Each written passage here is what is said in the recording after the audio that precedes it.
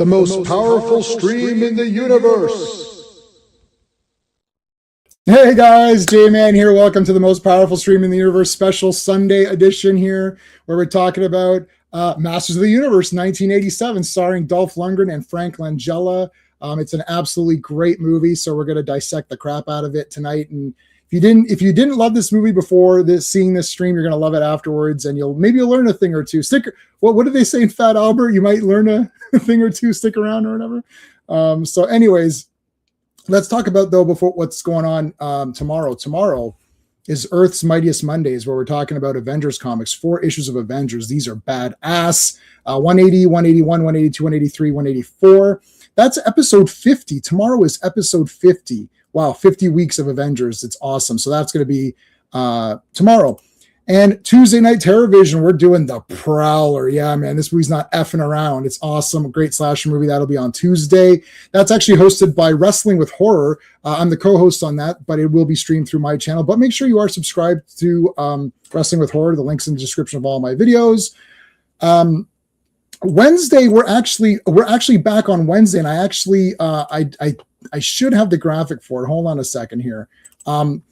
We are coming back for the War Room on Wednesday. We're going to be talking about Knockoff, and this is starring Jean-Claude Van Damme, otherwise known as the greatest person of all time. So that's going to be on Wednesday. Looking forward to talk about Knockoff. There's a few people who are walking around thinking that's not a good movie, so their minds are going to be changed on Wednesday, so that'll be a lot of fun. Thursday, I'm taking the night off, but Friday is Fantastic Fridays, and we're talking about issues 199, 200, 201, 202. This is episode 54 of Fantastic Friday. Looking forward to doing that. And then Saturday, we're back for the most powerful stream in the universe, but this time we're talking about He-Man and the Masters of the Universe, Season 1, episodes 23 to 30. These are in order on YouTube, so if you don't own the sets, you can get them. You can see all these on YouTube, so those are going to be the order that you see on YouTube, so it'll be really easy to follow. I have to give a big shout out and thank you to our super friends. These are our channel members, and we've got a lot of them now. We've got 18 members, so thank you guys. Wow, that's crazy.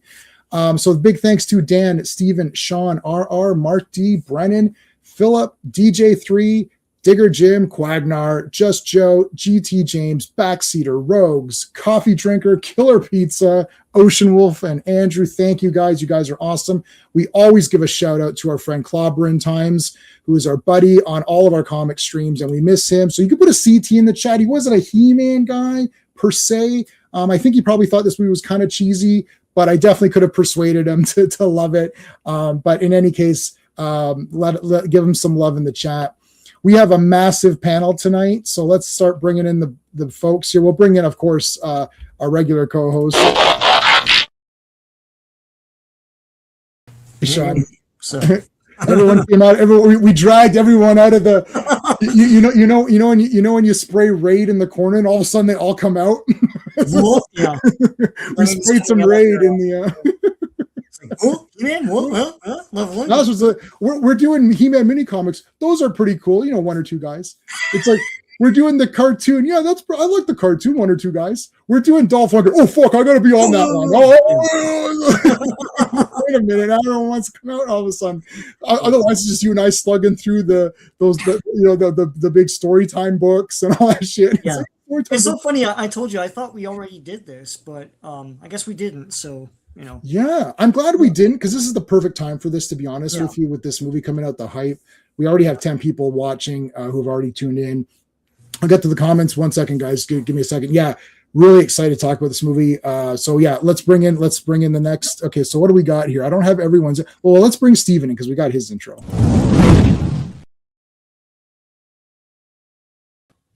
Hey, Steve. Hey. There's so many people on this freaking stream, I can't. Is like no.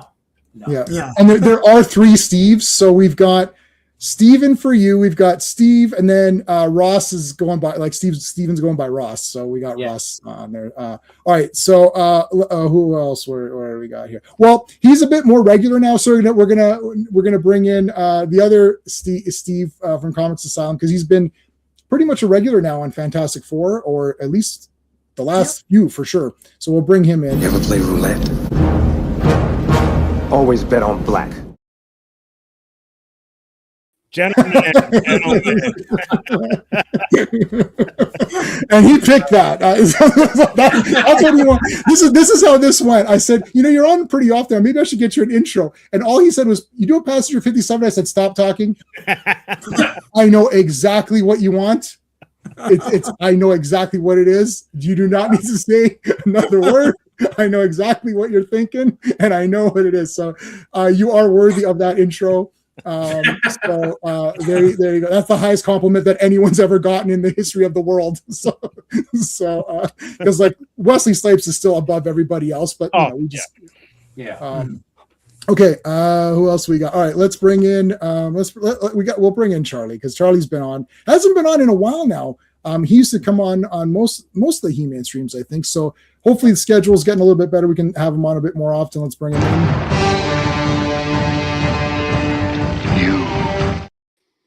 You felt like a lot of shade being thrown directly at Charlie. What are you talking about? There's no shade at all. We're doing a lot of He-Man stuff. You would think we'd have a He-Man fan show up once in a while. What's going on here, man? Where's the? All right. Okay, let's bring in. So we've had Dan on. Everyone's gonna get the. He'll get the He-Man, the Conan intro. So Dan's been on a few times now. So let's bring him in.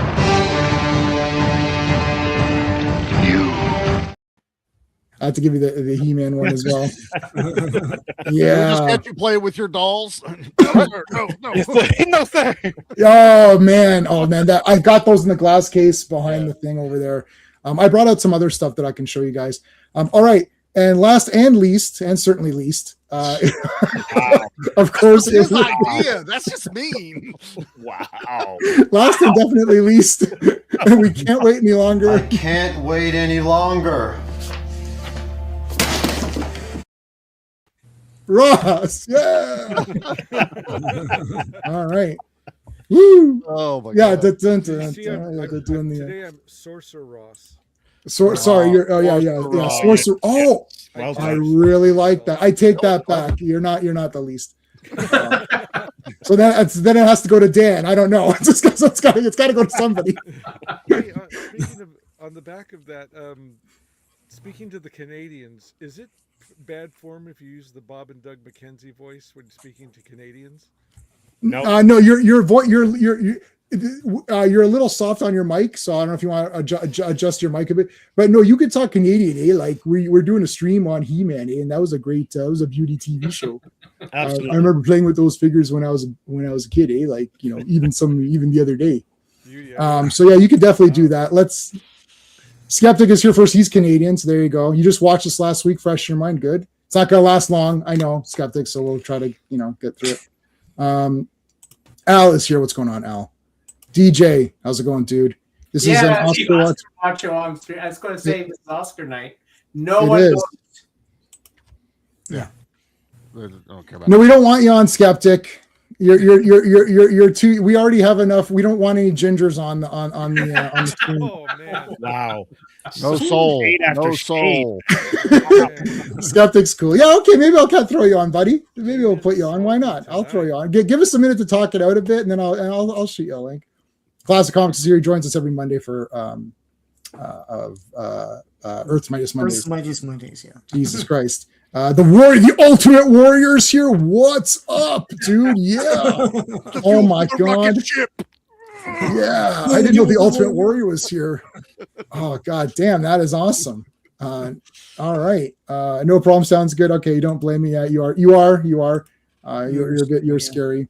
Okay. We'll say hello to people as they come in.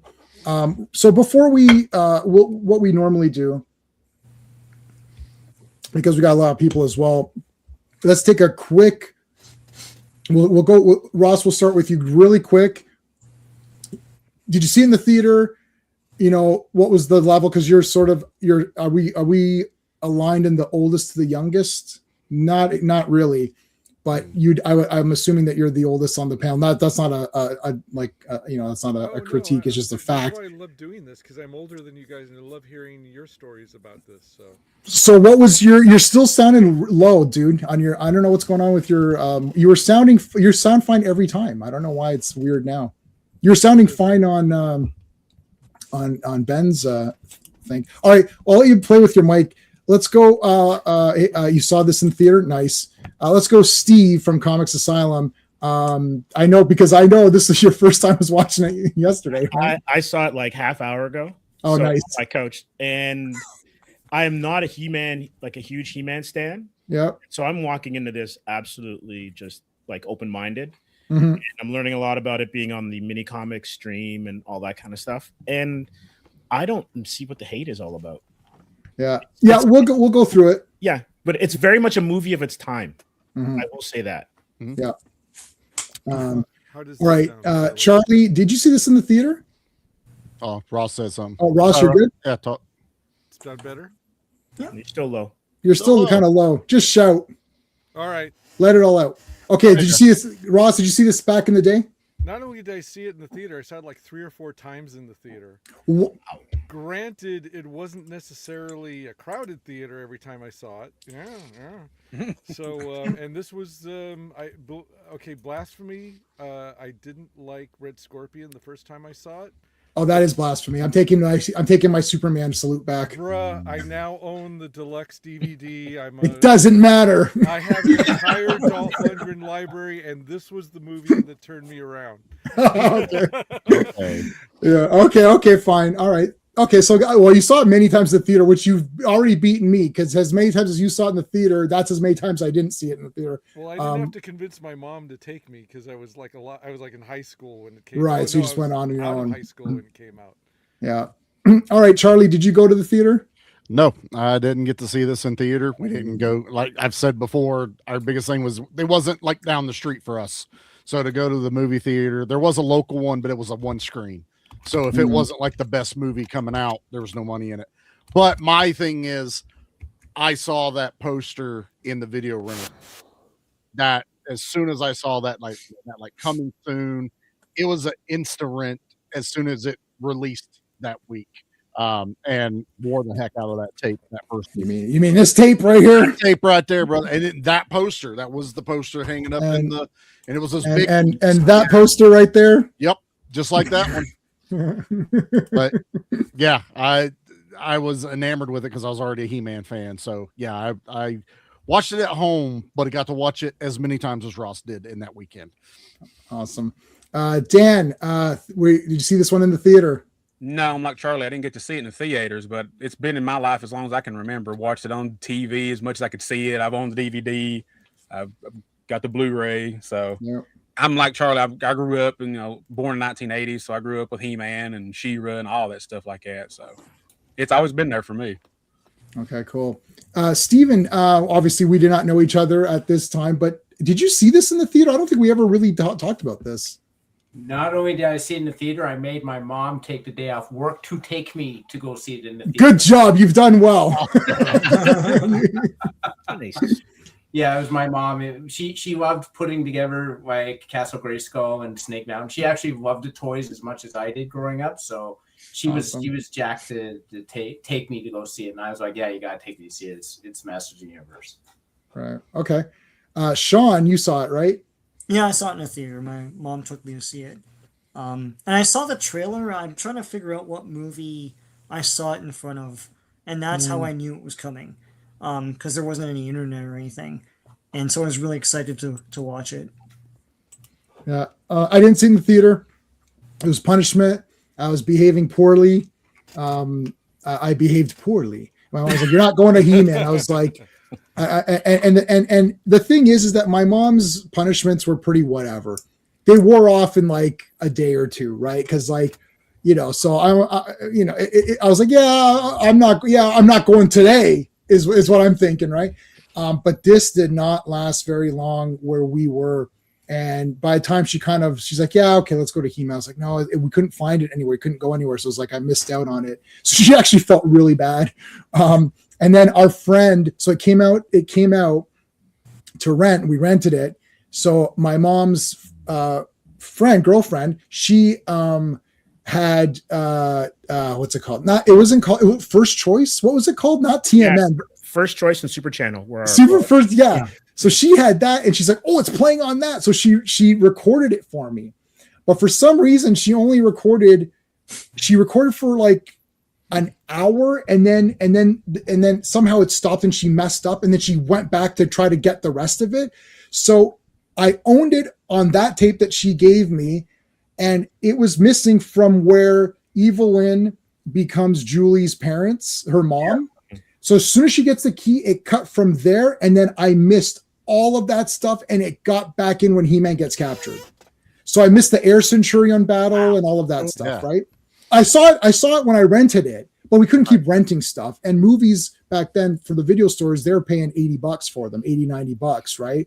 To rent them out because you're getting consistent money from them. So I wasn't able to see the full movie a second time, but I watched. So to this day, because I've watched that version so many times, I've memorized almost everything except for that small section. Now, I do have, yes, I got the VHS. I think like a lot of us have that. Then there was this garbage DVD with the, remember this with the, right? That's so there's that one. Then there was this one, Blu-ray. And then there's this one, which some of us did get.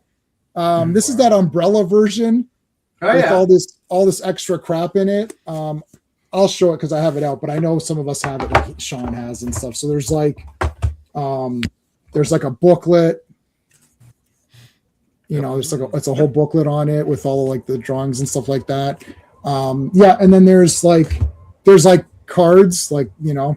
Wow. There's like lobby cards and stuff like that. So this is a real. I just bought this. Unfortunately, it's I never had a Laserdisc player, Al. And then it's got a ton of features on it as well.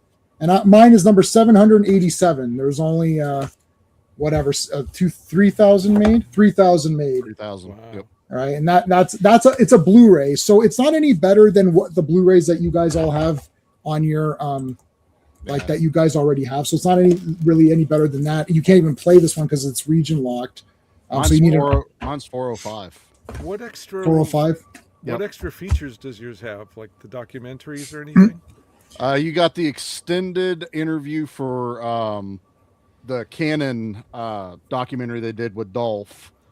And what else was there? There was quite a few things.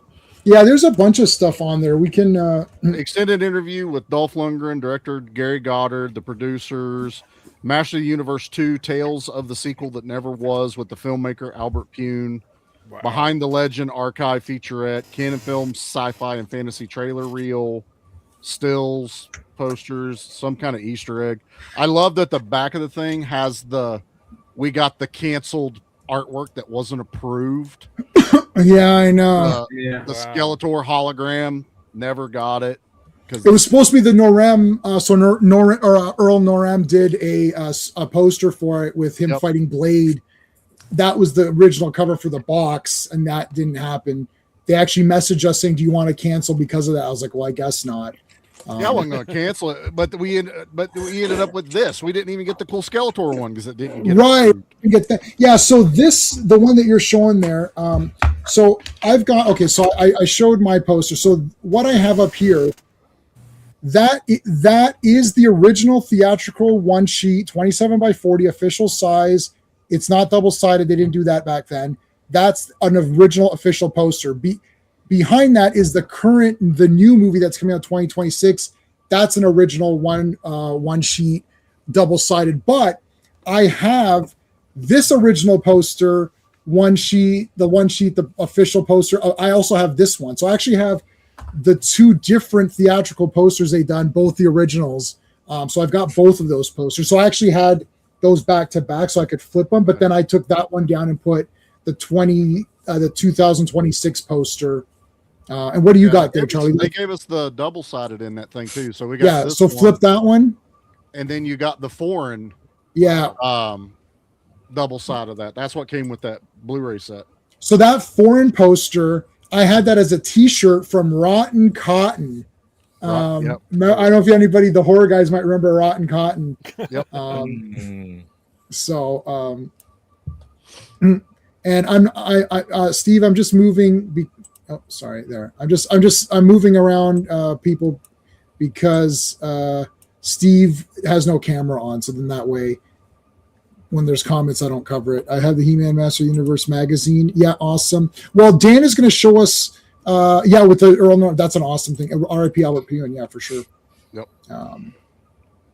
You don't know if they're original reproductions. You can tell by the size. So 27 by 40, and that's usually the easiest way. Just go by size. But okay, so starts off with Canon. You're not going to get any better than Canon. And then Dan, after you're going to show us the cartoon or the comic that you have, right? Yeah. Mm-hmm. I'm not going to be. Oh, there! Oh my God! At the center of the universe lies Castle Grayskull. Yeah, from the producer that brought you RoboCop and Star Wars. And Dolph is credited before Langella. Frankly, yeah, Dolph is credited before. Yep. Yeah. I gotta be honest. I don't hate this Castle Grayskull. I kind of like it. Yeah. Yeah. It's a little bit. Man. Yeah, it's got a bit of Fright Zone. A little bit, eh, Charlie? I was thinking Filmation one. That's just a tiny little bit of Fright Zone going on there. A little bit of Fright Zone. The Filmation Fright Zone, not the toy. not the toy. One, yeah. With the puppet or whatever. This is a model. This is a matte. This is matte painting. Yeah, it's a matte painting. Yeah, this is a painting. You get to see you. Sorceress is actually there if you look very. There she is. Yeah, Yep. she's in the eye. Yeah. So it shows you the scale of it. Love it. Absolutely love it. Like this doorway is monstrous. Like compared to that, right? Like she's as big as my mouse going in, right? Like for as much as I love the OG, it will never be topped. This still felt like this is a futuristic, otherworldly fortress. Like this is something people would fight over, so it makes sense in movie, timeline for me. Yeah. Here's the Superman Star Wars Oh man. Yeah.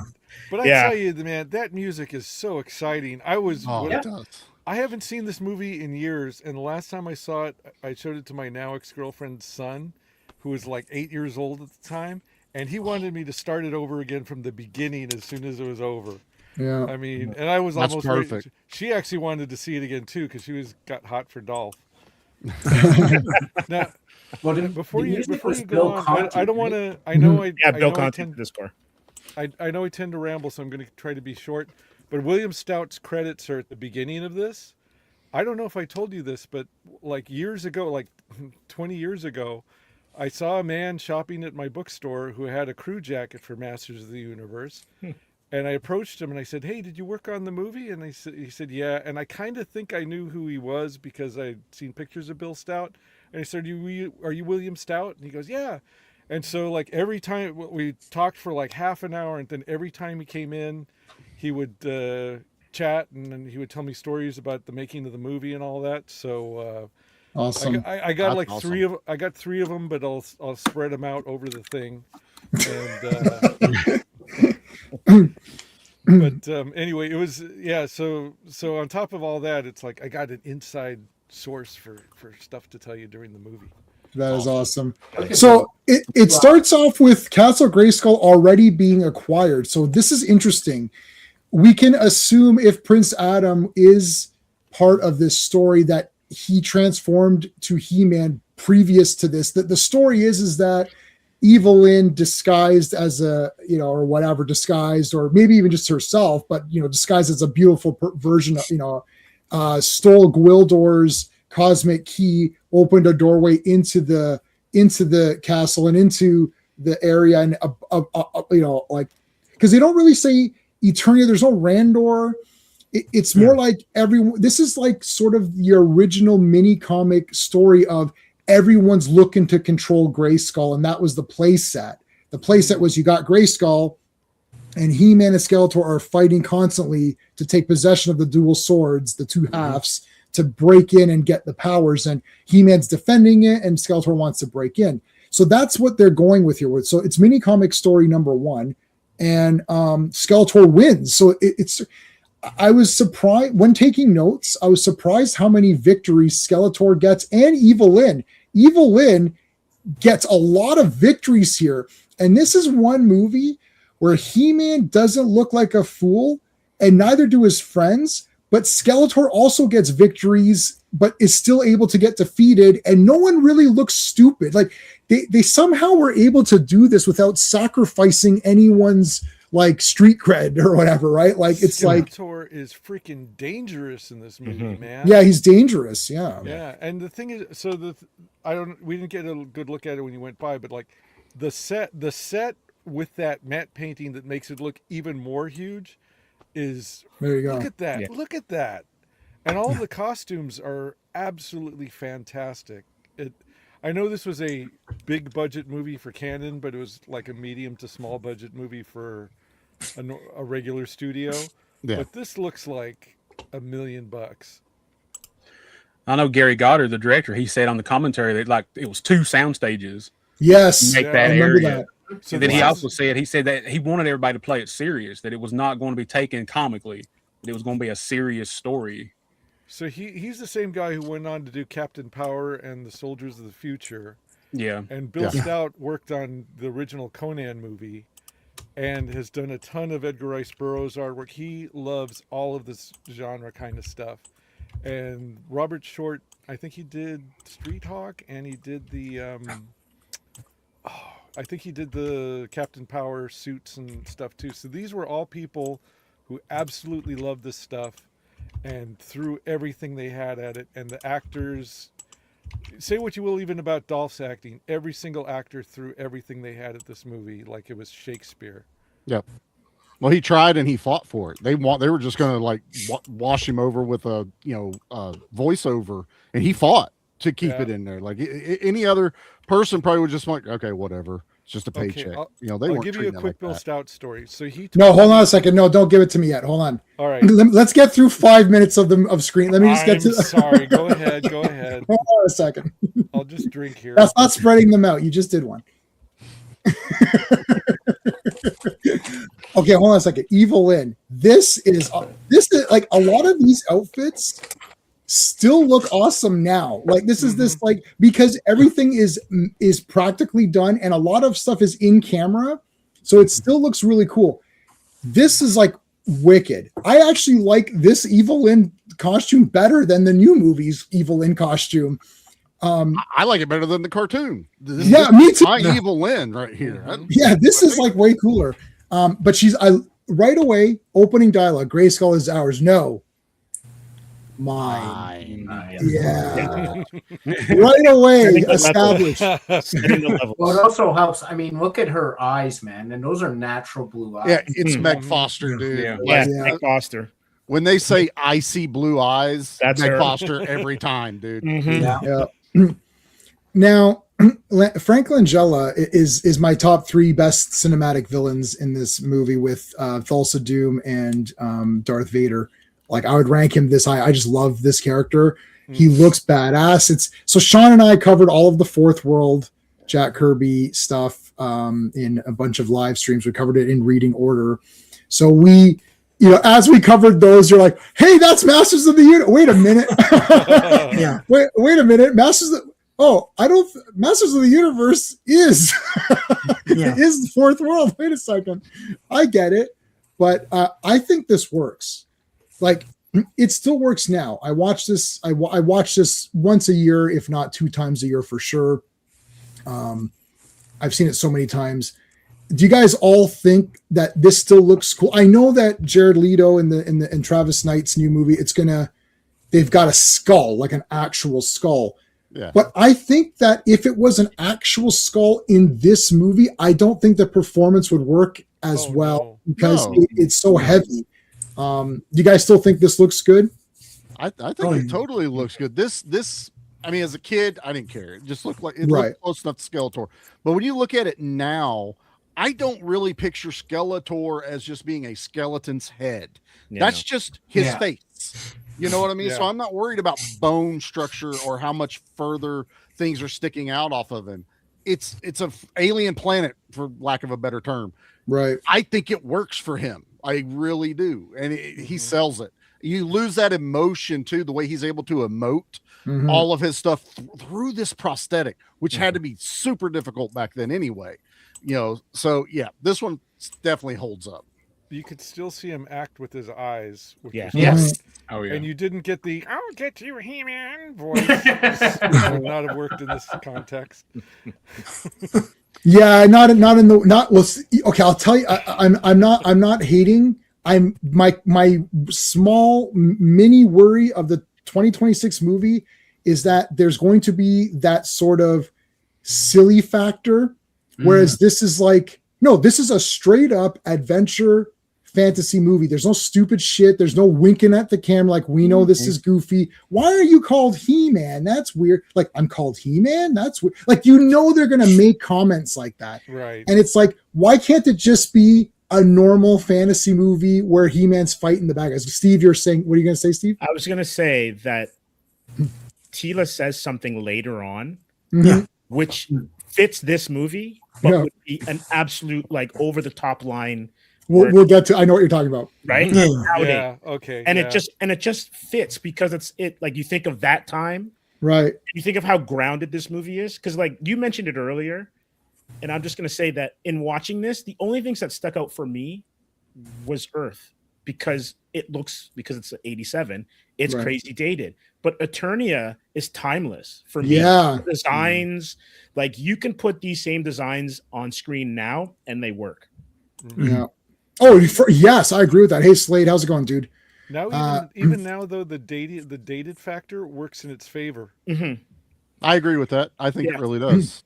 Yeah. And also, that also lends to the nostalgia end of it too. Yes, absolutely. Yes, but now we've got time travel. Someone had said this for Back to the Future, where Back to the Future, when we saw Back to the Future, that was like, oh, look how interesting the 1950s were. Yeah. But now you can look back and you get double, because now you're like, oh, it's the 80s going back. So you've got like, oh, that was the 80s. And now you got so now you got two. So this one actually, because there is time travel. When they go back to the early 2000s, then they've got It's then like it's 10 years ago when they go into the future. The future, yeah. So then watching it now. Now you're getting a fake 2000s, and then you're getting the real 80s, and then you're getting it's like the Turbo Kid movie. It's like a movie made in right where it's like it's supposed to it's made to look like a movie that was made in the 80s. That's about the 90s. Like, wait a minute, exactly it. Yes, that movie's a masterpiece, and we got to do that on this channel. Turbo Kid definitely needs to happen. That's a masterpiece, yeah. But but anyway, it started as soon as Stan Bush's song came. I was like, did I miss a Stan Bush? And that was a new song. Anyway, Sorceress. Now again, White Sorceress. This is the first Sorceress designs of the pure white. I'm surprised. Sean and I've been covering the mini comics, and Steve, you saw this too. The Sorceress was still white, and then there was somewhere she was fully pink, which was weird. I didn't realize that white was around so much. Like I thought it was just like a one-off or something, but like I didn't realize that, White Sorceress, this could be your Sorceress depending on what medium you're consuming for He-Man, right? Like it was even they did the new figures, the exclusive with Castle Grayskull got the all white. That's the one I got in the back there. Yeah, it's the White Sorceress. And look, right? I'm sure we all know, and I'm sure most of the people watching this know the reason why the characters we grew up with aren't in this movie. They didn't have the rights to Filmation. They could only use what was pre-existing before Filmation. So for everyone complaining, there's no Orko, no Battle Cat, no, that was for the cartoon. Oh, I'm not complaining. There's no Orko. Yeah. Well, I don't like Orko either. I'm with you, Ross. I mean, I decide on that. Yeah. But just so for everyone that always makes that argument, they only had what they could work with. And the robots. And the robots were, we can't kill anyone. It's still a kid's property. Right. So you got to do that now. So that's where I'm like, all those arguments are now moot. It's been explained. We know it. I love that picture of Skeletor. Yeah. This is bloody. This is a great intro for He-Man. It's like looking up that Skeletor, and then it's like, love it. Yeah, that is awesome. Okay, so for all the haters who talk about the mullet, it didn't become a meme until 10 years later. This was the haircut Duran Duran had. All the cool people had it. Oh, it was the style. Good. Yeah. He was rocking it. Oh yeah, every hockey player had that haircut, man. Yeah. If he'd have had short hair, it would have just been Ivan Drago fighting Skeletor. Exactly. So he had to stand out. so it works. And long hair would not have worked either. This is perfect. No. Yeah. Showing He-Man deflecting stuff, that's right out of the cartoons and comics and all of that. So that's fully there. That looks really cool. What you just happened to stop on. Look at the VFX right there. That's wicked. We are paused on it, and you're still looking at it like, yeah, he deflected a laser. Yeah, he's deflected Blast it. effect, yeah. Like, Yeah, so it's freaking cool. Yeah. I like these horde. I like these troops. They didn't have the hover guys, but that's a Filmation thing. So they just created their own guys for it. Right? And I love how you just about said horde, because I've always thought that too, that they look like the horde troopers that were robots later on in the yes, they could have. Yeah, they're like the black horde troopers instead of the white ones. It's like stormtroopers or whatever. Yeah. So here's meeting up with Tila. Now here's a defense of the new movie. This is. Tila's fully clothed, so we're used to Tila in the pants and all that. Not that we're saying we don't want to see whatever face is Camila Mendez in the proper Tila outfit, but anyway, I guess we'll have to let that be. But yeah, Tila was cool here. I love Man at Arms in this movie. Idris Elba is awesome, but this guy he brings such it's just heart and soul, and he's just, I don't know, there's something about this guy. He's the food part, I love it. I love the stories. He's like, I'm not always hungry. Remember, he goes, there's 30 days, and she's like, without rations. Yes, it's the sort of you've told this story 100 times, Father. I know. Part of the lore. He feels like, yes, he has fought many a battle. He's he also exudes that fatherly kind of feeling to him as the movie goes. And look at that picture. They've got his shoulder pauldron. It's not gold, but it's there. Yeah, cool. So Slade Wilson said that Chuck Norris should have been Man at Arms, but that would have been funny. But I disagree. This guy is a good dad. Yeah, he's awesome. His face mask is on his chest piece. Yeah, the toy face mask. That's awesome. Yeah, I know. I noticed that. I noticed all the. I've got freeze frames or everything. So yeah, rescuing Gwildor, of course. Gwildor. I like Gwildor in this movie. Actually, I think he's really cool. I also like Orko. And rewatching the cartoons now and taking notes for streams is different. Orko actually does a lot of good things and is actually overall more helpful than not, because the things that Orko screws up are funny, hanging around the house. He's goofy, but when it's time to get stuff done, he does help. And in the mini comics, he's only shown as helpful in all the ones that we've covered so far. So I like Orko. They got the performances. Yeah, he's annoying. That's a lot. See, Skeptic, don't lie to me. You didn't watch all the He-Man. Okay, as the old guy who was too old for the cartoon, I can handle Gwildor, but I'm still. Out of respect to you guys, I'm not going to call myself an Orko hater. I'm going to call myself an Orko wish he was just a blind spot. Right. But Billy Barty was Sigmund from Sigmund and the Sea Monsters, and he was in a lot of great stuff, like variety show stuff when I was a kid, all the Sid and Marty Krofft stuff. While you're talking this, you don't. How's Gwildor annoying? You don't like Fenorians? Oh, great. They're a peaceful race. Maybe he's talking. They're peaceful, trusting in every way. Okay, so now I've got a question for the panel that's been bugging me for many, many years of this movie. This is the place to discuss it. He comes in, and Gwildor's place is awesome. All this great imagination. This is what you get when you have a real location and it's not CGI room. It's not a room of CGI. Lots of trinkets and little cool things that your imagination is like, oh, I wonder what that does. Locksmith and inventor. So he creates the cosmic key. What other little things does he have?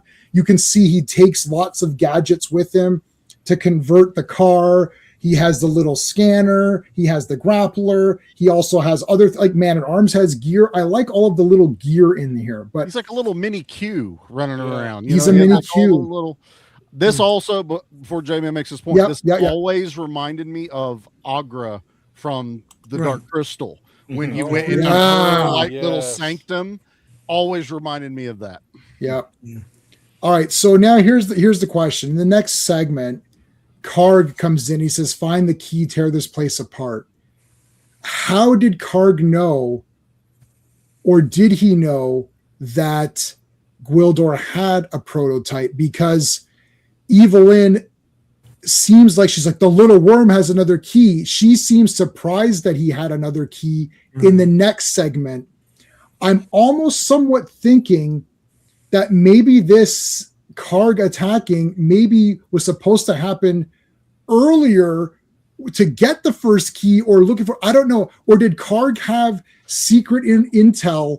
Because Karg's character, if he had secret intel that there was a prototype key before even Evelyn knew it, and he was trying to gain favor by getting it before even Skeletor knew about it. So I'm not sure if there's a missing scene where someone reports to Karg to build his character, because Karg is not from the cartoon, neither is Sarad or Blade. So what do you guys think about that? Or did you notice that was a bit of an error? We can go like Steven. Do you remember that? We'll go from the bottom. Steven, do you remember this happening, or you're not sure? No, I don't remember it because they were taking him away. So I assumed they had interrogated him at one point and he had spilled that there was another key. Mm-hmm. So that's what I thought was what it was. I didn't think, because naturally you wouldn't think that he would have another key, because he said this is the prototype. So generally when you have a prototype, you have one, not two. So Skeletor has one, or Skeletor actually has the finished version on him already. Yeah. At this point. That's how he got into the city. Yeah. So the prototype that Gwildor had, we can assume that he finished it after the fact, I guess. That makes sense, right? So Skeletor steals the key, Evelyn steals the key, Gwildor is using the prototype and fixes that one up, I think. Yeah. We can assume that, right? Because it was a glitchy one. Like that's the first one he built, and he revised it for the one Skeletor has.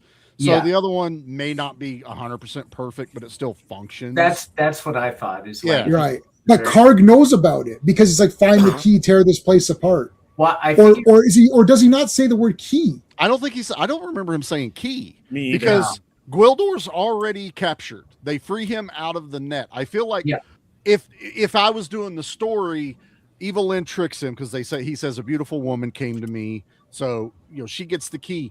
Maybe they realized they needed Gwildor to figure out how to work it. He does say key, goes, find the key, tear this place apart. So I'm telling you, unless he's editing thing. Yeah. But I feel like Gwildor was interrogated, right? Like they still have him in the net. So he probably was interrogated, and it was probably Korg who did it. Right, because he seems to be the main mercenary for Skeletor. That would actually make sense. I could see that. Yeah.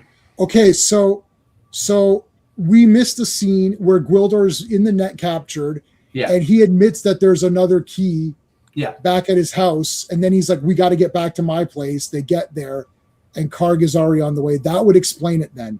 Yeah. Find the key, tear this place apart. Yeah, buddy, I've seen this many, many times. I know for sure what the dialogue is. He says it. Okay, so actually, I think Steven explained that. So does anyone want to add to that, or should we move on? All of the handheld props in this movie are freaking amazing. And I will say that when I saw it in the theater and on DVD, they didn't, like, when I saw a Blu-ray version of it in the last 24 hours, and you could kind of see how handmade and homemade some of them look up close. But when I saw them on the big screen, they looked even better than the film grain and projection covered up some of that. So everything looks great. Here's Sorceress in the energy field, which only he can dissolve. He's taking your power. It's like, I can withstand him until moonrise. All right. Oh my God. Here we go. Look at these badass guys. There's a lot of cool timekeeping, like, days, chromons or whatever. Like, I show 0.4 chromons to moonrise, and I can have it ready in a preton, or like, I wonder if they went, Dan, you've seen, because you heard the commentary. Do you remember did Gary mention that they came up with terms, or I can't remember because I've seen the commentary, but it was too long ago. I don't think he's mentioned about putting it on a time clock, but I forgot exactly his explanation for it though. Like, it seems like he had a lot of, like, because they had all this terminology that so day is what is day? Day is this word. Minute is this. Second is this, right? Preton is a second because I'll have this ready in a second or a minute, right? Like, so they use little terms that are new. I always like that kind of stuff. I always think it's pretty neat. They did that in the old Battlestar Galactica show too. Centons and right. whatnot. So here's what's her name? Monica's mom. Rachel's mom in Rachel Monica from Friends' mom. So there's we got Frank Langella, who's in Deep Space Nine. We got the three named guy that I can never name. He's from Voyager. Yeah, Kevin. We got two Friends people. So very, very interesting that they've gone off to Christina Pickles. Yeah, she's she's Monica Geller's mom or whatever. And Monica Geller's in this movie. And Monica's in, Robert, I know thanks, buddy, but I know you said it. Someone yesterday's chat said it, and this was last night, less than 24 hours ago, and I've already forgotten. I know it's Duncan is one of the names, and I know McNeil is one of the names, and I can never get them right. And I don't like three name people. Like just pick two. Just pick two. Like what are you trying to be extra for? Like nobody wants middle names or this other bullshit. All right. Damn. There's Dolph. There's the guy whose name is J, the letter J. So it makes it easy. Yeah. Super easy. You have four names. Oh. Okay, so here's the key. It's working. He-Man, Tila, it's working. Love it. Let's go. All right, so this is really cool because this explains why the key doesn't land with them. It goes in, whatever slightly later. Slightly later, so it kind of lands in a different section. Wow, so that's explained. Mm-hmm. The cosmic key can open a doorway to anywhere, which would even mean within a force field. So even though the sorceress's force field is like whatever 2 feet or whatever it is, it can open a doorway into that, provided he can calculate the specific tones. What do you guys think of the music in relation to the technology? Because He-Man is interesting because it's got technology and magic guys. Mm-hmm. So this sort of using sound as part of your technology is kind of neat. I like it. As you were saying that, I was just sitting here thinking, like, it does go through a force field. What most of the time you can hear through force fields? Sound, yeah. So sound is still making it through. So whether it was intended or not, it still makes even more sense that the cosmic key could work through force fields because sound can reverberate and end up in other places. So it still works. Like this isn't what does Pete call it all the time? The Godzilla science, Toho science, where it doesn't actually make any sense, but we just believe it because it's in the movie. Right. The oxygen destroyer. And exactly. Like most people would look at this and be like, it's just Toho science. Well, you really want to think about it, there might be a little shred of truth to it. Well, the cosmic key sounds like an 80s synthesizer, but I'm all for it. Yeah. Yep. But it turns into in this movie, so that tracks as well. Right, so they actually use that in a clever way to be like, oh, that's one of those Japanese synthesizers, and then because Kevin says it, and then later he takes it to Charlie. He's like, oh, I've seen one of these. It's Japanese. He's like, no. It's a product of its time, but which is great, and it's it's fantastic. The Havoc staff. Yeah, and now this has to be this already looks better here. I think this is the best Havoc staff. This just looks awesome. It looks like a weapon, you know what I mean? Like it commands, power and everything. I know he doesn't use it as what we know as the Havoc staff. Yeah, he doesn't shoot with it or whatever. You don't see it till he fights with it at the end before it has any kind of like power to it. Right. Yeah. So they escape. What about the dialogue here? I must possess all or I possess nothing. That is awesome. Shakespearean, dude. Yeah. That's what sells it so much too. Yeah, he's in it to win it. You know what? I'd put this Skeletor up there with Ming the Merciless from Flash Gordon too. Yeah. I love Ming. Ming is awesome too. Well, it also, they're not insulting children. To be at this type of dialogue and this type of delivery, they're not talking down to kids, even though they know that kids are watching this movie. It was made off of a children's toy and storyline. But the way they play it serious, it's like, they're not talking down to kids. And I like that. I mean, in Flash with Ming and Skeletor, you've got like first rate, like the most trained actors in the world. Yeah. True actors.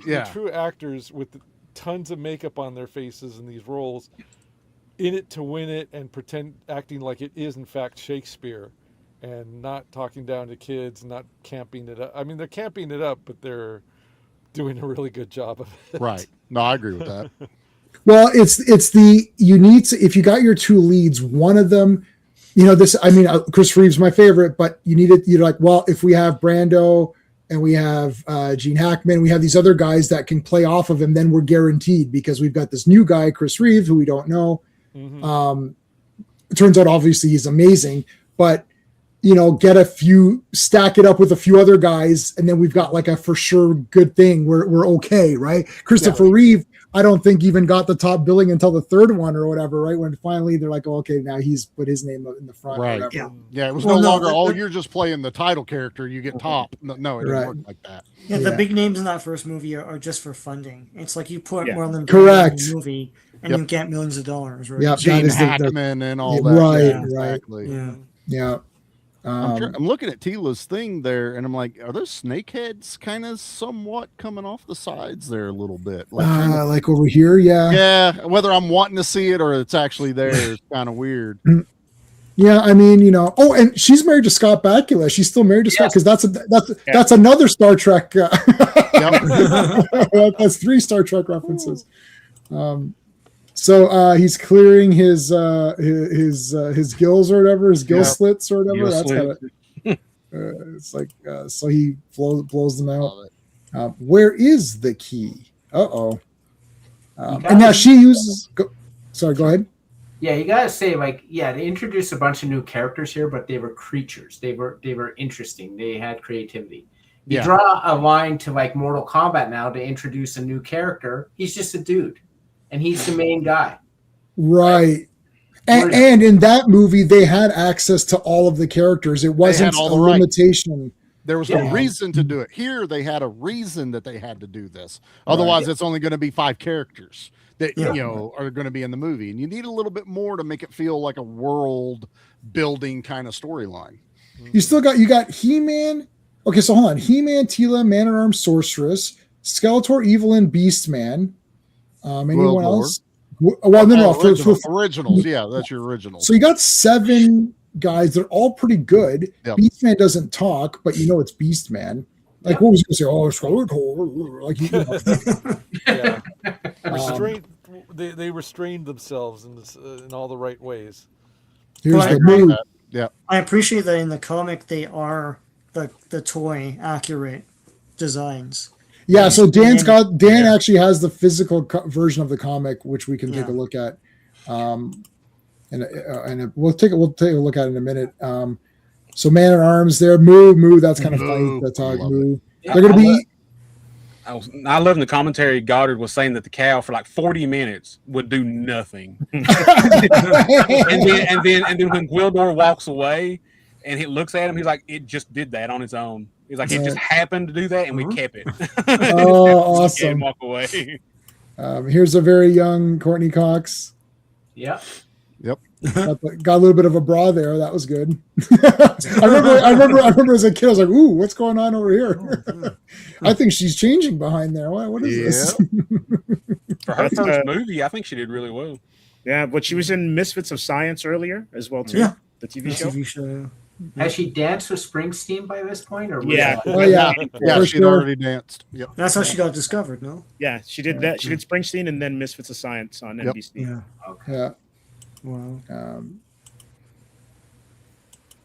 Robbie's Ribs. There's and I love the song in this "Living in a Box," which I have on my playlist just because it reminds me of this movie. Is that But, the only reason why? Well, also I work in boxes, so it makes it funny. Oh, well, there you go. But there's Tom Paris, TP right there. Robbie's ribs and chicken. That's Robbie's great. ribs. It's awesome. So I love was an old soldier learns to follow his nose. Father, you're always hungry. I'm not always hungry. During the siege of whatever, I was always trying to figure out what name he's saying because it's like, oh, is that a place? Is that a real He-Man place? Like, so I can't tell what he says here, but I love the and then it's like he goes, this is good food. I wonder why they put the food on these little white sticks. Those are rib bones. I mean, this used to be an All animal. right. So when I was a kid, that was the biggest retcon I couldn't get past. It's like you could change the characters, you could have Gwildor and all that, but Eternians being vegetarians, I was so mad. I was like, I'm pretty sure they ate meat on the show, buddy. Yeah, that was the one thing I had a problem with. That's one thing I didn't like as a kid either. I was like, wait a minute, they eat meat in the cartoon on bone. Yeah. They have a know cook. what- Yeah, There's a whole thing with the cook in the cartoon. So They yeah, have like roast and stuff. Yeah. It's Yeah. like, what is this crap? Yeah. isn't there like it's probably an Eternia and turkey during the Christmas episode? Isn't there like a giant fucking bird Yeah. on the table Oh. for their feast? Yeah, and you got like Well- the chef that comes out. He's like, "Yes, sir, the turkey." Yeah. Yeah. Especially in the store, they're eating like a big roast and stuff. Yeah. I mean, yeah, it was weird, but it's a funny scene because Man at Arms like, yeah, who cares? He cleans the bone. Like Yeah, it's gone. and he takes a chicken wing with him. He on the takes way. with me. He grabs another piece. Listen, you don't leave fried chicken behind. Are you crazy? You don't know when the next meal's going to be. What do you think you have utility pouches for? Fucking Yeah. bone, Yeah. chicken And nuggets. I gotta tell you, every time I see somebody eating good food in a movie, it gets me hungry. Even just now, I was thinking, God damn, that looks like good chicken. Chicken. Was Gwildor really going to share? Or No. did he just do that? No. 100% no. He wasn't gonna- I was I going to was- share. He was covered in barbecue sauce. Yeah. I don't know how much he ate earlier. Okay, you know what? I also drink the Swiss Chalet sauce. And I was like, finally, someone else drinks this because I drink it all the time. I drink the sauce. I And just it's- drank the KFC gravy. Oh, it's yummy. It's my God, beautiful. yeah. That's great. That's all I would eat as a kid. So yeah, I Yeah, it's like- so he's like, yeah, I was going to share. I was like, but, yeah, oh, beautiful, the Colonel. No, but Man at Arms says, sure you were. Even Man at Arms didn't believe him either. He's like, but Tina's like, why are you guys in my sector? Like literally 3 of them are in the wrong sector. It's like, It's the Man, food, always, man. always follow your nose. Yep. Smell food. you know what I use for French fries, buddy? Oh. I use Cajun sour cream. Oh, Mm. All right. I get the Cajun sour cream and I dip my fries in that and I drink the sauce and I obviously dip my chicken in the sauce too. Oh, from Swiss Chalet. From Swiss Chalet. Americans don't know what you're Wow. talking about. So Yeah. I mean, I've got a good idea based on what you're describing. I mean, it's Cajun sour cream and I dip fries in it. It's beautiful. I have had poutine. Okay, let's just say. All right, Yeah. we're fine. Well, I don't do I don't do poutine hardly ever, which is Really? weird. I'm not a big poutine fan. I No. love it down here. Yeah. Poutine on my fries with a little bit of fat back in it. Yeah, Awesome. no, it's definitely yummy. Get poutine with smoked meat on it. You'll Oh my never God. go. Oh Yeah. my god, dude. It's Oh. so good. Wow. See, it became all about meat now. That's how they do it. You know what? Though? I just got done eating dinner and I'm hungry now. Okay. So I'm watching this for the first time, and the thing that stuck out is who orders a bucket of chicken and ribs on a date? yes. I know. Oh yeah. Like It that was was the like, No 80s. kissing it was afterwards. so bizarre. No, yeah, that is the answer that was the 80s is very fair, for that. Yeah. I was 17 in the 80s, so I don't remember that ever. I mean, if you're asking my opinion, there's no bad time for fried chicken. Like I don't know, you could order it right now. It's like Well, and it's always. if it was the 80s, it would be Pioneer Chicken, not necessarily KFC. Okay. So Yeah, it's been All some right, so- early KFC, Kentucky Fried Chicken. in Yeah, the that's what it 80s, used to be, yeah. actually. Yeah. Yeah. They used to have the best bread. They'd give you this bun. It was awesome. It was like soaked in butter. Okay. This scene is hilarious because he gets mad shade from her. Yes. There's Yeah. a reason So- my parents are dead. Yeah. Well, she says she says I'm the reason, but I was gonna go see you. So she blames herself, but he's part It's of really it. him. It's really him. It's really him. Yeah. Yeah. I'm She like, traded damn. her parents for him. Now that graveyard is about 2 towns over from where I live. It's Oh just wow. up on the Cool. hillside, and it's probably got burnt down during the fires. That's Oh, very God. possible. Yeah. Here's the I love that he's like, we got to take this to the caretaker. He's like, what are you kidding me? He's going to keep it for himself, and he would. I guarantee you, the caretaker of Laurelwood Cemetery is super shady. This is one of the greatest, most interesting and intricate props ever made for a movie. Yeah, it's It's awesome. so weird looking. It's really cool. Yeah, and it looks like it has function to it. Yeah, it moves around. It does everything. Yeah. It does all that cool stuff. Yeah. So now they've used the problem is that because they've activated the key, Skeletor's main key can get a signal, so they kind of have an idea. So the next time they use the key, lock it in and get the big advanced group. Right? She's like, should I like assemble a full force? Like, no, it may be a trap. See, Skeletor. What I like, I love this in all movies, and especially like. Well, Death Note. This is one of the things I love about Death Note. But in all movies where they're showing the two guys, this came up during Mission Impossible Part 2 when we were discussing that movie, where both guys are smart. I think Siskel and Ebert would talk about this, where they don't like where in a movie the characters are not as smart as the audience that's watching the movie, like that because the audience. So Skeletor's like, hold on a second, don't just send everybody. Let's get the signal. See where it is. We'll send some of the mercenaries out, scope it out. If it's good to go, we're going to go in, right? So it's like he's thinking too. He doesn't know if He-Man's got the key. He doesn't know that they don't have it, right? So it's like he's making the right moves based on the information that he has, and He-Man's making the right moves based on the information that he has, but he's still being a hero because he takes time out of his search to help Julie. He doesn't know what this whole thing is about. He hears a girl screaming and He-Man's going to the rescue. Right. There's a lot of heroism in here that they didn't do in Superman, but they did in this movie where He-Man never looks stupid, not even for 1 second. No. I agree. Right. Yeah. Like every second. And Skeletor doesn't look stupid ever. Even when he's losing and He-Man's getting whipped and he's not going down. He's not acting like a bitch. It's like, no, I'm not kneeling to you. It's like, that's Like it. a biblical hero in this movie. He is a Very biblical much hero. so. Yeah. Yeah. Skeletor's more of a tactician, just like what you're saying. Like he's logically thinking through. Yeah. Like you have to believe he could take over a planet. That's what we have to believe. He didn't just happen to take it over, so it works. Mm-hmm. I like the sound check here. This is clearly a rich kid high school because no prom looked like that. No. Yeah. And Goddard said that the Illusions was actually a band that he was in when he was in high school. That's cool. Is that what the screen credit at that's the cool. end is? It says the original Illusions. Yeah, I guess so. Yeah. Okay. All right, let's see. I'm going to amp this baby up, see how it sounds. How did it have an audio jack? Like, is that the one correlation we have with the? He's just saying the word amp. He's not actually connecting it to anything. He's just like saying, I'm going to amp it up. Like it's just like gonna a hold the microphone up to it. Yeah, okay, yeah, he can do the microphone trick. It'd be hilarious if they just put an RCA jack at the bass. Yeah, maybe. Yeah, it's not plugged into anything. So I like this. Yeah, it comes up the now this because they push the button and they press a bunch of stuff, so it's almost like it's trying to open. So like they are opening up portals to somewhere. It could be an anthill in another planet. Like I don't know. They've opened up something, right? This is how I play video games. I just button mash. That's what they did. Yep.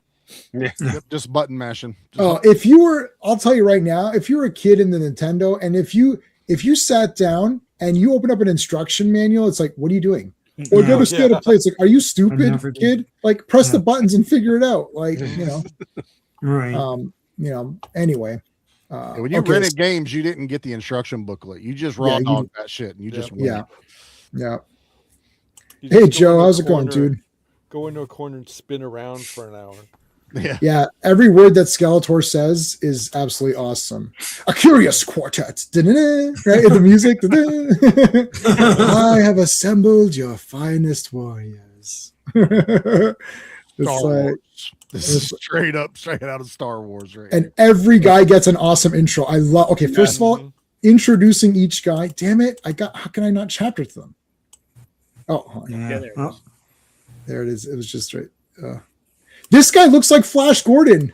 He's a Flash. Like those guys at the big long table with the goggles. Yep, I got those vibes too. Okay, there's Beastly. You kind of see them. So there's. Does everybody remember the names or the? It's like I have assembled your finest warriors, and then each guy gets a. Yeah.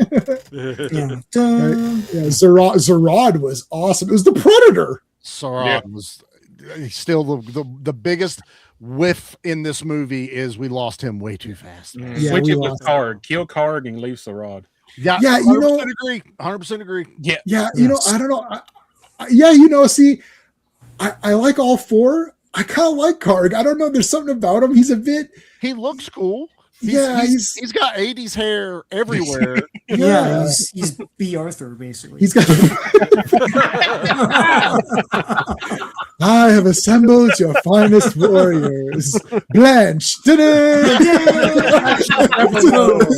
Rose. Theme song is thank you for being a mercenary.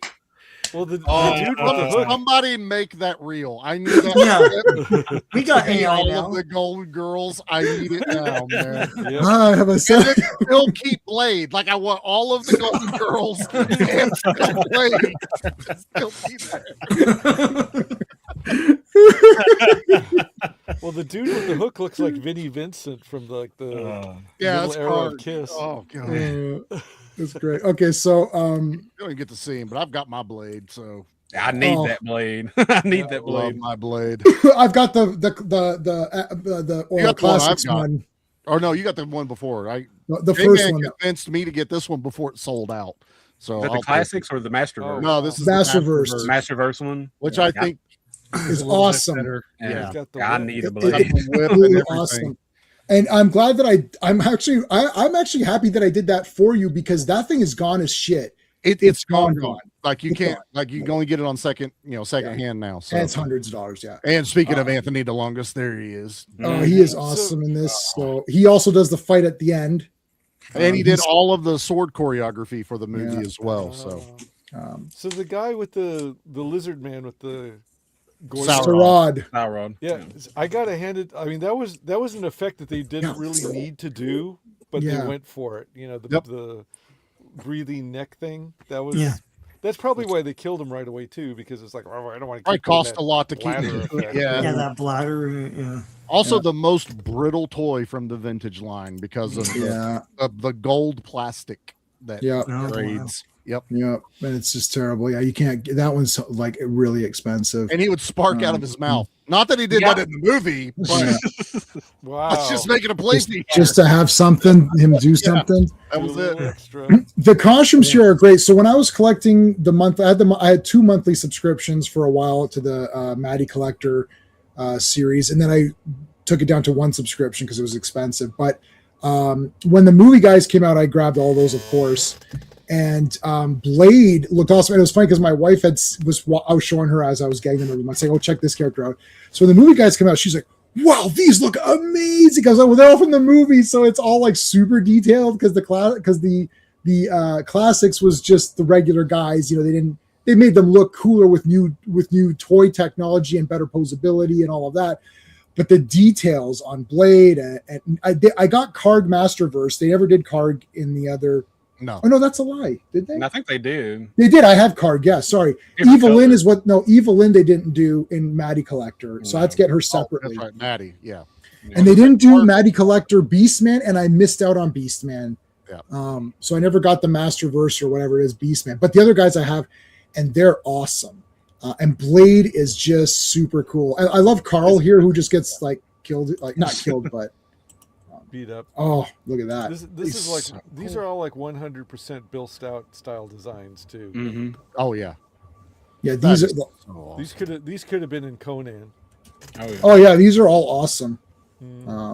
Who's your rank the four mercenaries? Steven, so Karg, Sarad, Beastman, and Blade. Those are your four. Who's your top guy? Well, in the movie, it's Karg, because he's the guy who was here beforehand. He seems like the head lackey, I guess you could say, of the mercenaries. Yep. So for me, it's Karg. I mean, he's the guy who they entrusted to go get the key. Like Beastman and Sarad and Blade, they weren't there. So that's true. Yeah, it's Karg. Steve, Ross, who do you like? Do you have an order or? I like Vinnie Vincent, and I like the look of the Lizard Man. But this dude's pretty badass too. But I'm Vinnie Vincent's my top. All right. Dan, what's your ranking of the four mercenaries? I'll go probably Blade would be my top. Then I would go Sarad, Beastman, and then Karg. Right. That's pretty close. That's pretty close to what I'm going to say. Steve? Karg, just because of how he functions in the story, but Blade visually. Yeah. Charlie, you're going to have the same as... I'm right with Daniel. I knew it.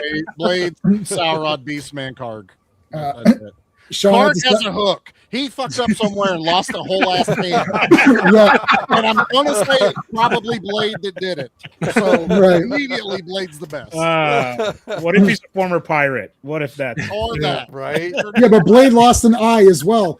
Well, maybe he has a screw-on hand that he just didn't put on for the movie. Right. He was late for work? What are you saying? It's a knockoff Trapjaw. You know that's exactly. He's a knockoff. Yeah, that's what I was thinking. Yeah. I would say Blade is the best because, I mean, it's Blade. And I like Beastman second because Beastman, I just like that he's a big, huge monster. And he looks cool to me. And I've always loved Beastman. And then probably Sarad, and then maybe but I actually really like them all. I'm not throwing shade on Karg. I think he's really cool. I like he's like, he begs your forgiveness, as do we all. We live only to serve you. You know, it's like he's got a cape and stuff. He's cool. I like all four of them, but Blade is badass, man. See, he's already begging for forgiveness. I know. Alrod just standing back there like a badass, like whatever. Don't forget. I wonder if Blade has lost an eye, or if that's like an enhancement that he wears over his eye. See, there you go. I don't know. Good call. Good call. I like that. So He-Man stops what he's doing to save this girl, of course, because he's He-Man. He's a hero. He's a hero. He's not Superman from that. Sorry. And I love when Blade cuts through the chain link fence. I know it's that not was real, but it looks awesome as hell. Yeah. Look at Sarad here coming up from the side here. That's badass. Yeah. And look at this. He-Man just beats them all up by himself. There's no dumb thing going on. I have assembled your finest warriors. Okay, well, let's see how they're going to do. Okay, so here's the part where I shit on things a little bit. The way some of these action scenes are shot, I can tell that Dolph trained like hell as best he could to learn the sword stuff. You know, he could box from Rocky IV, blah, blah, blah, blah. But the way some of this action is shot, it's like shaky cam or too close up on some things. It's not. Gross, I agree with you 100%. Not enough wides. And it's through the entire movie. Everything's shot almost like it's for television. Yeah. Because it's 3x4 instead of 16x9. Gentlemen, canon. Okay. Yeah, I get it. That's the can right. I get it. I get it. Because I think that is because it's a canon movie and they were probably fighting against time and budget and they didn't have time to block out everything and film it properly. Yeah. But that's my criticism, Yeah, but it looks, there's a couple of shots where you can see that like the fights would have been legitimately good if they had had the time and time and the final fight, they had no time. There was going to be no ending. Right. Yeah, there was no final fight. Yeah. There was no there was supposed to be this really elaborate Frank Langella learned the entire thing. It was going to be like a Mark of Zorro kind of like mega fight at the end, right? Like a big long elongated or Errol Flynn Adventures of Robin, you know, whatever. Like it was going to be this big huge thing. They had zero time. They're like there's no ending. So Anthony DeLongis and Dolph quickly threw on the makeup, threw on the thing. Film literally, that's why it all goes gray and it's like and they made just so it's almost like a mystical battle that only they're participating in, and just to get an ending out, to have an ending. This fight here, Mattel is like literally telling these guys, oh no, He-Man can't stab anyone or kill anyone or cut anyone with a sword. It's like, what are you talking about? It's like, they're like, oh yeah, he can't do any of that. Well, he can fight robots. Like he can't stab Blade. He doesn't kill any of these guys. It is like He-Man. The fact that there was even fighting is a miracle. Now, when you're watching this as a kid, you're like, oh yeah, the fights need to be better, right? Like as what you guys are saying. Right. But when you learn about this production, we're lucky we even had this scene at all. Like, like I appreciate what they were up against now, and I forgive them for all that stuff. Yeah, but that's where you got to be. Yeah, it's still pretty close up. Like, and also like when the lasers kick in later on, it's just like lasers and chaos and explosion. Just like nobody's getting hit or anything. It's just things blowing up. You know, and it was like, well, as the movie went, it got to where Canon held the movie hostage. Yeah. So Mattel was giving them money hand over fist. And then Mattel's like, we ain't got any more money. And then Canon's like, okay, we'll just stop. Because they're capable of doing that. They played these games that Mattel just now got into. So then Mattel panics because it's wasted money. Okay, now do this. So a lot of the disjointedness, I guess you could say, of the movie when you're looking at it, critically, that's where a lot of that is. And it's like I said, it's a miracle this even got made. Right. Yeah. Am I in the minority on this one though? Because I'm watching this for the first time and I'm like, I wanted more Dolph. Like I wanted. Oh yeah. You're not in the minority. Oh no, yeah. Every kid wanted more He-Man in this. He's almost like a side character in his own film in a way. He's there a lot, but I wanted way more. So here's a quick Bill Stout story that he told me. Have you guys remember a comic called Concrete? Yeah. I don't remember that, but yeah. The old guys do. Concrete was a big independent it was a very popular indie comic, but it was also kind of intellectual for its time. There was a big rock dude who kind of looked like a smoother Ben Grimm, and his name was, the character was Concrete, and he wanted to be a journalist. And so he goes on to the whole series is like, it's a series of mini-series about him traveling or doing different things and writing about it. So in one of the stories, one of the arcs is about him being on the set of a Conan ripoff, basically the set of Masters of the Universe. And Bill Stout said that Paul Chadwick, who created the Concrete comic, talked to him at length, and he told stories about the making of Masters of the Universe. So if you read that miniseries, it's like Bill Stout's. Yeah, I'm looking at the comic. Yeah. So anyway, that's crazy. So they said that what happened was that Dolph wasn't still not the great actor that he is now, and so they just sliced back a lot of his scenes and dialogue and everything to the barest minimum. Like his best. He comes across pretty good in this movie because this is like the best of everything he did. Yeah. Well, to the movie's credit, though, now it just feels like an overarching adventure movie. Yes. Without there's not an Indiana Jones character in it. He-Man's there, and obviously he's the main one we want to follow, but he's not driving the story. He's just one of the Masters of the Universe. Right. I mean, if this had been truly done to be faithful, it would have been a completely Skeletor He-Man story arc. Everything would have been revolving around them. Now it's like we've added the human characters, the cosmic key, all this stuff. It's like, Skeletor's almost like, oh yeah, He-Man. Yeah, let's capture him. I don't like that guy. So here but here comes Lubick, Strickland. Arresting the slackers. Yeah, the slackers. I love it. I love that he's like just like an upgraded print. He's upgraded same guy. Principal. Yeah. Yeah, he's the upgraded Strickland or whatever. Jeez, didn't that guy ever have hair? But this is Back to the Future 2 bad future version of him, right? Where he's got the shotgun on the porch or whatever. Yes. Right. So I love him. I absolutely love everything about this character. I love that he stays at the end. He shows up at 40 minutes in. This movie has an hour left. And he just is so memorable. I was like, oh my God, Lubick is great. This is for real. It's Well, like, he now turns into us kids watching this. We're into it. Ludwig is now our parents watching this movie with us. yeah. And they're like, does this not make any sense to anyone else? And that's Ludwig the rest of the movie. Well, after the events of Back to the Future, he had to go into witness protection. So that's right. there you go. That was a cop in this town. Saw some shit. Listen, kid, I got arson. I got stuff blowing up in my face around here. You better know something. This is all great. He's like, and Kevin's like immediately pissed, and he's like, well, why aren't you looking for it? It's like, okay, hold on. I literally learned about this missing girl right now. Like, give me a minute to process what's happening. He's like, well, why aren't you looking for her? It's like, dude, hold on a second. Like, because she could be in the trunk of your car. I don't know. Where do you want me to run? Yeah.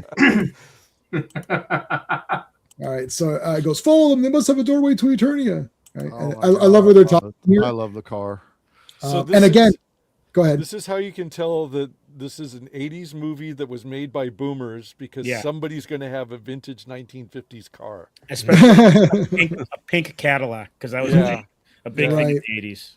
J-Man knows this, and I know anyone else that's listened to the episode we did on this, but growing up, my sister had the Barbie's baby blue 57 Chevy. Mm-hmm. And I cannot tell you how many times my He-Man characters took it over and we reenacted this scene from the movie, because He-Man can drive that car. It looks awesome. And still, he fit. I didn't have a lot of vehicles growing up as a kid because they were the more expensive ones. So he had to have a vehicle. So He-Man in a 57 Chevy was a regular sight growing up in my childhood. It runs on neutrinos now, right? So, runs on whatever that needs to run on. I like some of the subtlety here where she puts her hand to shake and they don't know what it means, but Man-at-Arms grabs it like as a, oh yes, like he sort of like, because Teela's like, what are you doing? Like, why is your hand out here? And then Man-at-Arms knows to grab it because he's a little bit more, he's been around more and he's like seen different things. Worldly. Yeah. He's more worldly and oh man, isn't that it's great. There's a lot of detail in this film. And there is a lot even of the good journey thing is like, where'd that come from? Yeah. I love that. So question, would Man of Arms at some point have been to Earth? Because he seems quite comfortable with some of the customs and stuff. Maybe. I'm not sure. Like the Queen is from Earth in the cartoon, but they don't really. In the early script, the Queen is from Earth as well.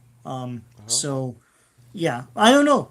Maybe just similar cultures he's encountered or something. Mm-hmm. That's what I took it as. Like you said, he's been around Eternia, and who knows? I mean, they don't talk about it, but he's probably left Eternia once or twice. So maybe there was another race or tribe he's ran into that also extended their hand out and you're breeding. Or Marlena told him stories. Sean just died. He just got he's gone. Everything is a screen. Oh no, he's back. He's back. There he is. Like the camera shook and Sean's gone. What the hell is that, man? I think maybe I was getting my art because there's some pages from the original script in this thing. Oh, okay. Cool. So, Dan, sorry, what were you gonna say, Dan? Oh no, yeah, I'm sorry. No, maybe Marlena was telling stories, and he's heard all the stories of Earth from her. Maybe that'd be a cool way. And Marlena may have shook, Man-Arms' hand, but it doesn't matter. The point is, like, it's cool little details of stuff, right? I love this scene, this intimate relationship. It's like I depend upon you for these things, And she's like, for you to rule completely, he must be destroyed, right? She's like, the people wait for He-Man. So it's like, again, it's building the world. It's like there's hope for He-Man. The people haven't given up hope that He-Man will come, and she's like, you have to kill him, and he's like, no, he'll be a martyr, like I want him broken, right? Like that's why it's so important to destroy He-Man, to destroy his legacy. You can't just kill him because he becomes more powerful that way, basically. Yeah. And even though I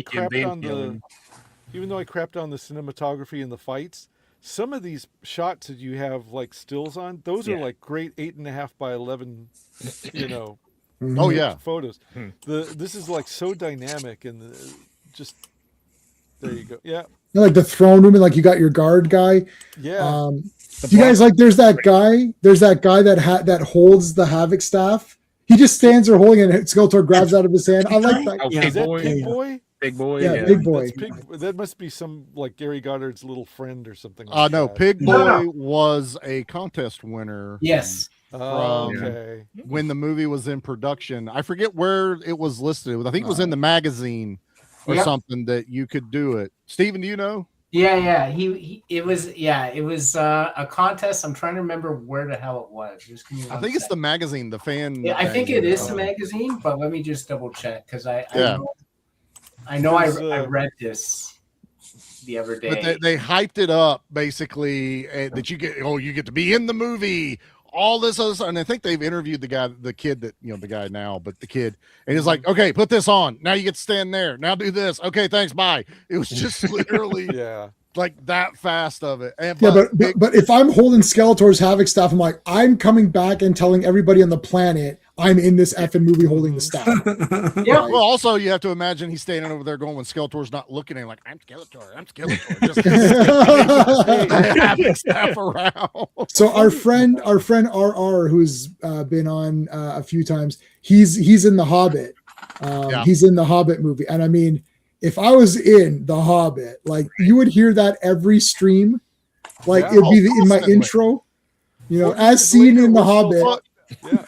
As much as we make fun of it, Pig Boy's in the Kevin Smith cartoon, so he at Yeah. least put Pig Boy in there. Yeah. Maybe we get it in the new movie. That would be an awesome little throwback. They should get the same guy. Is he still that alive? would be Oh, he's awesome. still around. So Pigman. to answer the question, it was there was commercial ads, and you had to get the entry form at Toys R Us. Okay. Okay. That's a lot of work. My parents would be Yeah. like, no, don't worry about it. You probably had to fly your own ass out there to do it. Like there's no one like paying for you to be there to be in it. It was just like, if Right. you get here, we'll let you be in the movie. Right. Oh yeah, there's YouTube stuff with this guy. Oh my god, if this guy is in it, that's gonna be a super Easter egg, man. That'll be Yep. crazy cool. I agree. All right, so here come the mercenaries. They failed. There's Karg. Sorry, guys. It's like you had time to do your hair though, Karg. No, I didn't. These Earthlings have this amazing thing called Aquanet. Holy Yep. shit! Just like a helmet. Yeah, I love Vinnie that. Vincent invasion. But Karg is smart. You see, he goes, "Oh, we were outnumbered because the natives were helping out or whatever, right? Like it's like we were outnumbered by the Eternians." It's like, yeah, sure, Yeah, Right. he's pulling Like when- Starscream. Yeah. He's lying. Even Yeah. Evil Lynn pulls it out on him later, like, you lying little piece of shit. Outnumbered, outclassed is more like it. You can tell it's a mask, but it's a great mask. Yeah. Oh, it looks still awesome. works. Now, and this is another thing to throw back to the way why Skeletor looks like he does. Look at Karg. He's got those recessed eye sockets in there, but Yeah. he just feels alien. It's not like it's supposed to be a skeleton, so it works for these races that are in this movie. Right. He almost seemed like a Skeletor race character too, like where they're these skull. It's like you could say their skulls are on the outside of their flesh. Like an exoskeleton. like an type exoskeleton thing. Yeah. skeleton. Like their skeleton is an exoskeleton, like it's on the outside, which can very easily be like, yeah, okay, that's kind of neat. It's just a really Maybe cool creature Skeletor design. was a racist term that he embraced, like Marvel Zombies. And it's like, he, that Skeletor face guy. And it's like, Right. well, How just- dare you. we're taking it back. We're I'm taking gonna it back. use that That's as just, my name. That is my name. How dare you? and I know why they did it, but for me, like especially in this shot, it's like I don't mind the armor pieces because I grew up with Beast Man having some armor, but like take this chest thing off. I know it's for makeup purposes, but I just Right. want that just like hairy beast dude running around, maybe having pants is fine. But just he doesn't need the armor on the top part, man. Just make him Beast Man. The way they have his hair, it's almost like it's a samurai look with him. Yeah. Yeah, it is a it samurai really color. does. Yeah. You're right. Because It's, good, it's a good kid's pick. movie. They didn't want to show nipples, okay? Oh, all 8 of Now them. Dolph I does. would say that. They had a 2-nipple limit, and Dolph the whole time. There's They- two they of were- They them. were pretty careful to hide Dolphs with the photography, so Well, he also had way more armor than even the cartoon one, so everybody's got a lot more clothes in this episode, in this movie. Yep. You are aware of the penalty for failure. Oh yeah. Give me one more chance, Lord Skeletor. We shall succeed. I am not in the giving vain this day. And then friggin' Sarad tried to kind of. Like, it's just like, why that guy? Did he owe you money? Like is there some other story we don't know? But you just picked him out. Like, it's just wrong. That would be like Darth Vader. Like, here's all my bounty hunters and everything, except you, Zuckus, and he's dead. Zuckus is gone. So, like, there's a deleted scene where this guard talks to this guard. He goes, "I knew Zerod was going to get killed first. I had money. I won the pool." He's thinking, "I just won the pool." It's like, no, they're well, you can never really tell if they're robots. I guess they're supposed to be robots, but they're I feel like they're. I don't know. I feel like they could say robots. I thought they were just soldiers. Yeah. Well, here's my thought, and they kind of talk about, but they don't. Originally, it was supposed to be soldiers, and He-Man was going to kill them. Yeah. That was the whole thought process behind it. And then Mattel came in, and then it was like, well, we can make them robots. They make the voice. He goes. More than likely in post, it was add the electricity effects to when they got hit. So you could play it either way, I guess. And a couple now we need it with blood code. Let's get the movie out with blood code, and they'll just explode with squibs. But there's blood in this movie. I think that's what's confusing. Beastman gets messed up. Yeah. And the guy in the gymnasium. The caretaker gets absolutely rocked. Yeah, Carl. And Carl, what happened? You don't ever want to know. Well, the boyfriend gets a bloody nose too. Yeah, Kevin gets beat up, man. He's awesome. And he's like, he goes, "Julie, I swear to God, these things come in here and start to beat the crap out of me." That's an accurate description. Yeah, I was trying to eat the ribs, and they blew up the microwave. They blew up the microwave and all that. Yeah. One of the things that killed Captain Power was the parents groups got mad because when you bought the toys, you had to like shoot at the robots on the screen. Yeah. And so, because they had these little strobing lights on them, and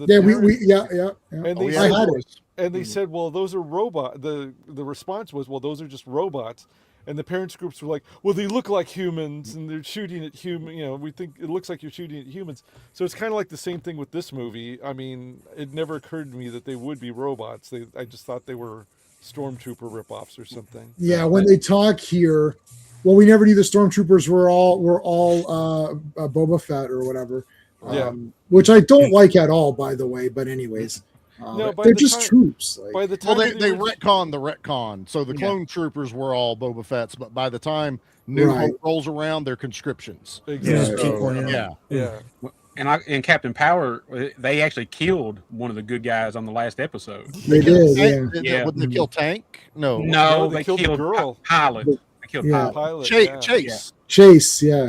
This was the pilot. Yeah, because they were supposed to come back for a second season, and I think that kind of killed them. Right, literally. By killing her off. There was some adult topics in that stuff, man. I mean, hey, you got Sven Thorson in there, so that's who Tank was. Oh yeah, Sven Thorson. Yeah, he's awesome. Yeah, so I don't know. The new movies all suck, including the prequel. So I don't know what the stupid thing is anymore. I'm out. So, it was simple and you ruined it. Hey, it was simple. More now. Yeah. Like, I don't know what's going on in Star Wars, so it's all fake Star Wars anyways. Even though I don't mind some of the stuff in prequels, I'm just calling them all fake, and it's an hour and 33 minutes. But this, not my Star Wars. Yeah, it's not. It's the fake Star Wars. Not only is it not mine, it's the fake one. Okay, I absolutely love how Evelyn comes down here, takes charge, gets the key, formulates the plan. Like, she just immediately. But I love this. Like, we'll see. This is where they ambushed us. We didn't have a chance. I was like, we'll see. Scanner. Like, did Carr not know that technology existed? Like, he's lying. I think Carr thought that he could charm his way out of it or whatever. Like, probably. She's just like, son, I got you. This is my DVR. This is the Spaceballs scene. Let's rewind a little bit. And, went too far. Now fast. When is now? Now is now. Now is now. Yeah. This is what's happening now. When she said, "Oh, the native girl tipped the scales." Why's For a the minute only there, I was He-Man? like, wait a minute, is there an Indian in this movie? No. Oh my god. No, but yeah, she's like, oh. planned on Evil Lynn coming with him either. He's like, I can make this lie work. Then she comes with me, like, damn. He's Well, I'm boned. I'm out. It must have been she who tipped the scales against you. It's like outnumbered, outclassed is more like it. But I love that she's like, it would be a pity to waste their talents and go, save your pity for yourself if you fail. It's like, I was not suggesting that. I go, then you should not have spoken. It's like, oh shit. Like, this movie actually has a lot of great life lessons. When the big boss shows up and is yelling at one of the workers, just let it happen. If it's not you, keep your mouth shut. Yeah. Don't move. Stand behind someone. Just no. That Yeah, was you're not a hero, Rod's life just- if he just stepped to the left. So Rod would still be alive to this. You guys have you seen Judgment Day? And he's like, don't move, don't whisper, don't even breathe. It's like, shut your mouth. Like, that's that always, anytime there's like a meeting going on and there's like, they're talking, I just get to remember that line from Judgment Day. It's like, don't move, don't whisper, don't even breathe. I'll tell you one negative unintended consequence to this movie is this is my first like instance with Meg Foster growing up. This is the first time I ever saw her. This is what I've always known her for. And now going back and watching a lot of these older action movies, most of her career was just extra girlfriend babe number 2. But I'm watching it going, oh, it's Evil Lynn. I can't wait to see her. And it's like, where's she at? Or she dies, or like she dies in Blind Fury immediately. She was just in Best of the Best 2 as just a throwaway girlfriend for Eric Roberts. And I'm like, I want more Meg Foster. Like, she's pretty good. So they live, obviously. Well, they live. But then she ends up being Evil Lynn at the end of that anyway. So pretty much. Also in not Relentless. Oh no, was it Relentless? Is she in Relentless? I don't know if I've seen that. Oblivion comes to mind. Yeah, Oblivion. Wait a second. I'm sorry. Hold on. Did I hear that Charlie has not seen Relentless? No, I don't know what that is. My god. I don't know what it is. Oh my god. Oh yeah, dude. It's Robert Loggia and Maniac Cop 2. What's the guy's name? Oh god. Hold on. Leo Rossi. So it's Leo Rossi and Meg Foster's in it. Leo Rossi and Robert Loggia are hunting a serial killer who calls people from the phone book and says, I'm coming to kill you tonight. And it's Judd Nelson's the killer. And it's a police thing, but they're after him. And Judd Nelson is on friggin' fire in this movie.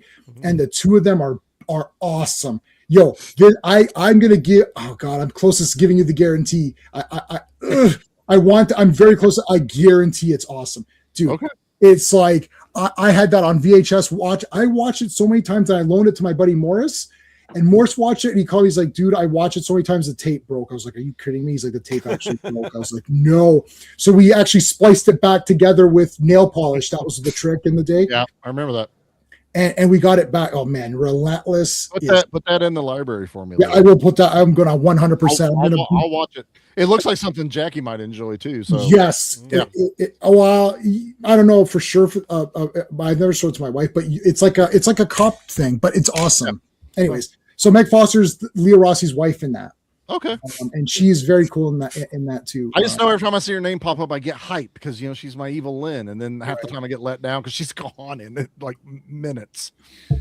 So hold on. Okay, so we wanted to point out that Sorad drew his blaster before. I couldn't freeze it, so the way I can't play the movie because I'll get nailed for copyright or whatever. So I'm trying to I can only skip ahead 10 seconds and 30-second intervals.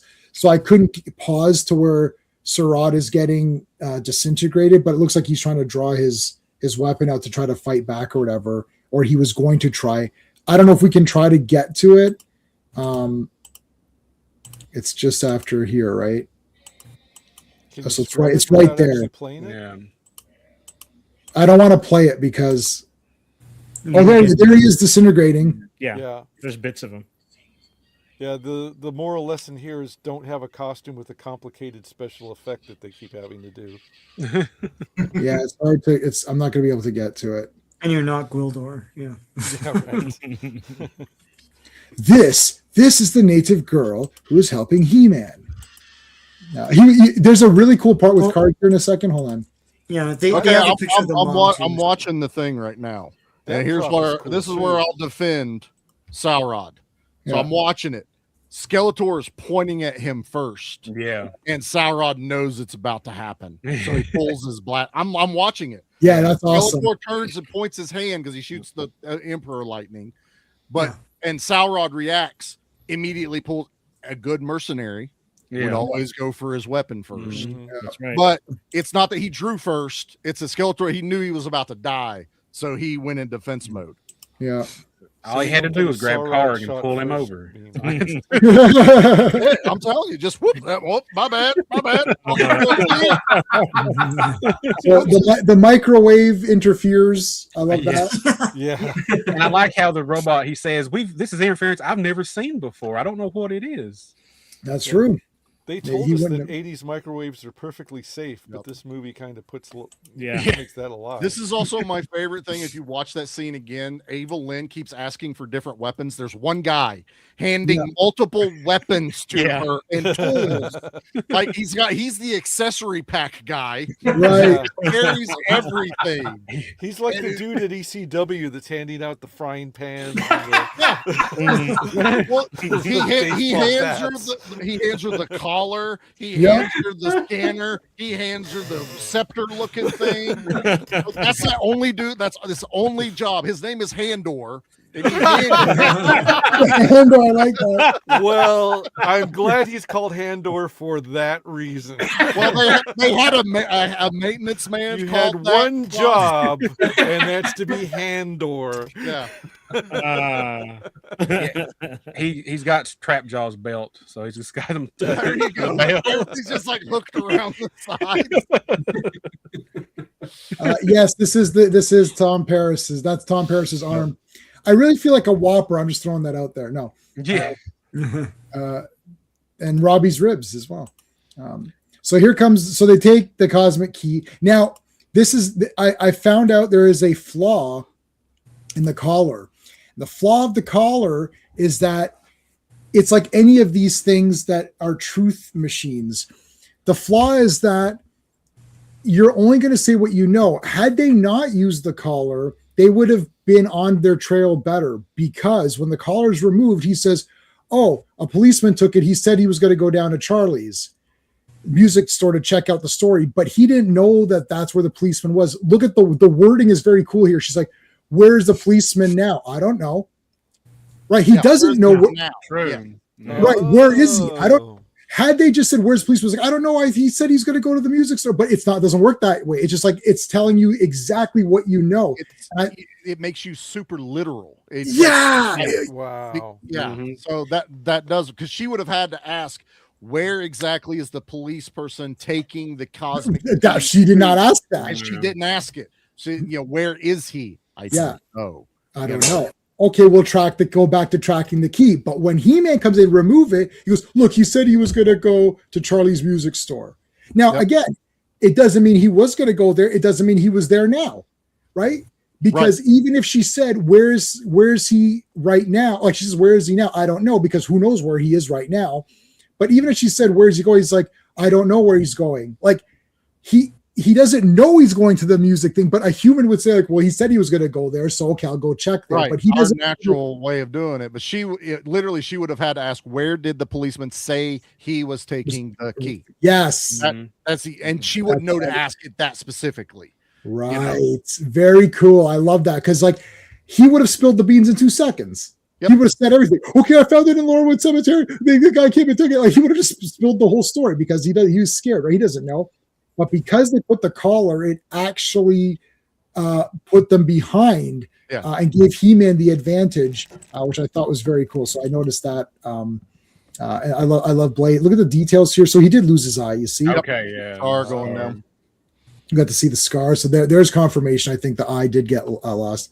I want to imagine every time they brought Anthony in for fitting, he's like, needs more blades. And he bring him in again.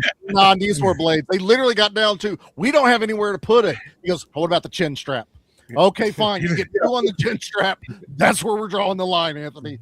Yes, I love inaccuracy, like not inaccurate. I love like impractical, like armor. Blade, how's it going? Oh crap! Damn, I just tapped on the shoulder. Oh damn it! I keep nicking my ear. That's why there's ear covers. The pauldrons on his shoulders just didn't quite work. I love it. Oh my god! Oh god, this is a great picture. Oh my god!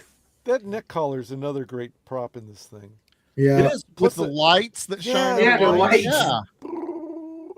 Yeah. A cheaper version would have just been a gold-looking collar with a blinking at red LED. Right. They went further on this. Yeah. And then she has an image projector. So it's like, hand me this, hand me this, hand me, as you guys were saying. And then it's like, hand me this. And it creates an image of the cosmic key. Like, does it create other images? Like, is it like an etch-a-sketch? Like, can you make other things with this thing? Like, what is this No, thing? that poor guy goes, which one's the cosmic key? Which one's the cosmic key? Yeah. I gotta label these when I get home. Oh my God. It's like, have you seen this object? It's like some weird thing. He's like, oh shit, put that away. it was this That's one. my personal one. Skeletor dancing. Oh, that. Or yeah, no, it's a picture of that guy's like wife and kids. It's like, she's like, I'm sorry, that's my family. It's like, have them executed. Give me the others. I've already had one bad evaluation. I can't get another one. I get another one. God. Took me forever to get this job. Yeah, Eternian smartphones are much better now. This is the 80s smartphones or whatever. I like how Blade has a dagger right beside his head right there too. It's awesome. Dude, when he jams that dagger beside his head, I'm just like, oh God. Yeah, right there. He's got it in his hand right there. Bow. I think anybody else might have actually hit the actor, but I think DeLongis was trained enough. He just like, whoop. Oh yeah. Yeah. Yeah, Blade, like everything goes to its logical and craziest step, which is like, okay, he's not just Blade. He has blades and knives everywhere. Every part of his body, he shoots blades. He can throw things. He has 2 swords for sure, because why not have 2 swords? Yep. Everything that he does revolves around blades. That's who he is. And I absolutely love the Blade figure. I see it's like they've got the dagger, but he's also got like 2 little spikes beside the dagger. Wow. He's got them on each leg. He's got both swords. But I mean, for accuracy, they've got his face mask and everything pretty dead nuts on to what we're watching on the screen. That looks a lot like DeLongis too. Oh, it Looks looks like down, bro. Spot on. I'm sure DeLongis was like, "You're going to make me into an action figure? Yeah, you can use whatever features you want." Yeah. Yeah, Skeptic. I'll send you a link. Hold on a second, buddy. Hold on. He's like, I seen the '80s toy. It didn't look that much like me. So No, but it's still pretty. It's actually it's pretty accurate. I mean, It was one of the better ones because it was at the end, so things were getting a little bit easier to make and make it look closer to the movies. Gwildor looked like just a blob of plastic, even though I love that character, but the toy just didn't look that good. I've got the classics Gwildor, and it looks a lot better. Skeptic, what the hell? I lost all my Twitter messages. Send me a message on Twitter, buddy, or X, whatever the hell it's called. Just pick something and call it that. Send me. I can't find you, buddy. I don't have my. I lost my messages or something. It's asking me for something. So send me a message and I'll send back. Kevin, what is this thing? Don't worry, we'll get it off. I love the reactions here because He-Man is all business. Man-at-Arms immediately goes to the tech thing, like, I'll remove this. And Tila, she's like, he'll be okay. Like, she's comforting the girl. Right. It's like, right? He-Man's like, look, we got it. Well, where's the key? Who put this on you? What's going on? Right? Man-at-Arms is immediately like going to his specialties, which is, I'll take this off. And Tila's like, I'll relax the girl. Pretty cool. Like, there is details in this movie. They thought things through, like in the most that they could of, it's not just who says what for just the shit of saying the dialogue or whatever. So I thought that was kind of neat. Right. There was some care put to it. Yeah. Yeah. I love that Kevin says no and she says of course at the same time. You had to skip it because of the thing, but that flying vehicle that Evelyn's flying around in. Oh, let me see if I can get to it. That thing is so cool. Actually, yeah. which reminds me, coming up is the thing that Skeletor arrives on. Yeah. You guys were absolutely right about the New Gods thing, because Bill Stout, that was in the trailer, which is one of the things that made me want to see the movie, even though I was like, too old for the toys and the cartoon. But Bill Stout said that was 100% inspired by Jack Kirby's New Gods. It's almost exactly what it looks like. Yeah. Skeptic, I don't see it, buddy. I don't see it, man. Send me again. Something's wrong with my X. Uh-oh. The shot when they fly off and Gwildor's car is coming is amazing. For that time, it's really well done. Like, just a low budget movie. It didn't look like that to me. And it was just a model that they used. Yeah. And they didn't even notice, like, there's this flying. There's a big giant thing flying off. Yeah. Just snuffle up against rules. I like this. I like this. Like, this is the native girl who's helping. So she takes that information, comes into play later. Yeah. Yeah, she does a T-1000 before the T-1000 does it. It's like, I'm going to look like, the family member and work that angle on it. It's awesome. Yeah. Let me see. Hold on a second. I'll try one more thing. And I think is it me, or does it look like Karg's makeup looks different in this scene? His ears are sticking out of his hair. His hair is fell just a little bit. Yeah. He actually looks like one of the dogs from Tank Girl right now. Yeah. It was a little humid when they filmed it on Earth, so his hair's a little flat now. Well, there you go. There's them in it. The carrying case. Yeah. There's the troop transport. Yes. I think they fit more people in that car than like Mexicans could fit in there. It was a Cadillac. It was big. I'm in disguise. You didn't recognize me, did you? What is that? See? Native clothing. If we dress like this, no one recognizes. Comedy relief. All right. I love that he questions He-Man. Dude, I don't know what else to do. I don't know where else to send me another message again. Send it again. I love that he's like, he goes, hey, Blondie. Let's start with you, Blondie. Now I hear there's all the vehicles in the back there. That's cool. It's so cool looking.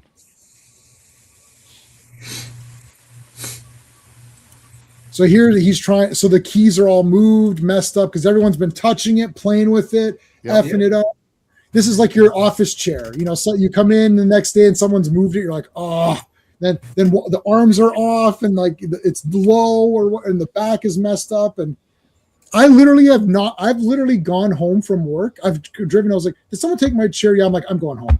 I'm working from home. F you guys, figure it out. Yeah. I will say, when he says about the keys being moved around, I remember toward the beginning of the movie, he says that the key has a built-in like homing signal, return like home signal, a recall mode. Yeah, it's like, just push the red button. Maybe it'll just open the portal back to Eternia. Well, Daniel, that's the first button I'm pushing when I find something. Hit the red button. Push the giant red button. Just makes it. I don't know what's coming on. It's not working, Skeptic. Sorry, man. I don't think it's happening, buddy. You sent another one. I don't know. My X is messed up. It's not working. All right, so here they come through the window. Big action scene. Here we're getting into the breaking the fourth wall. Before Deadpool. Yeah.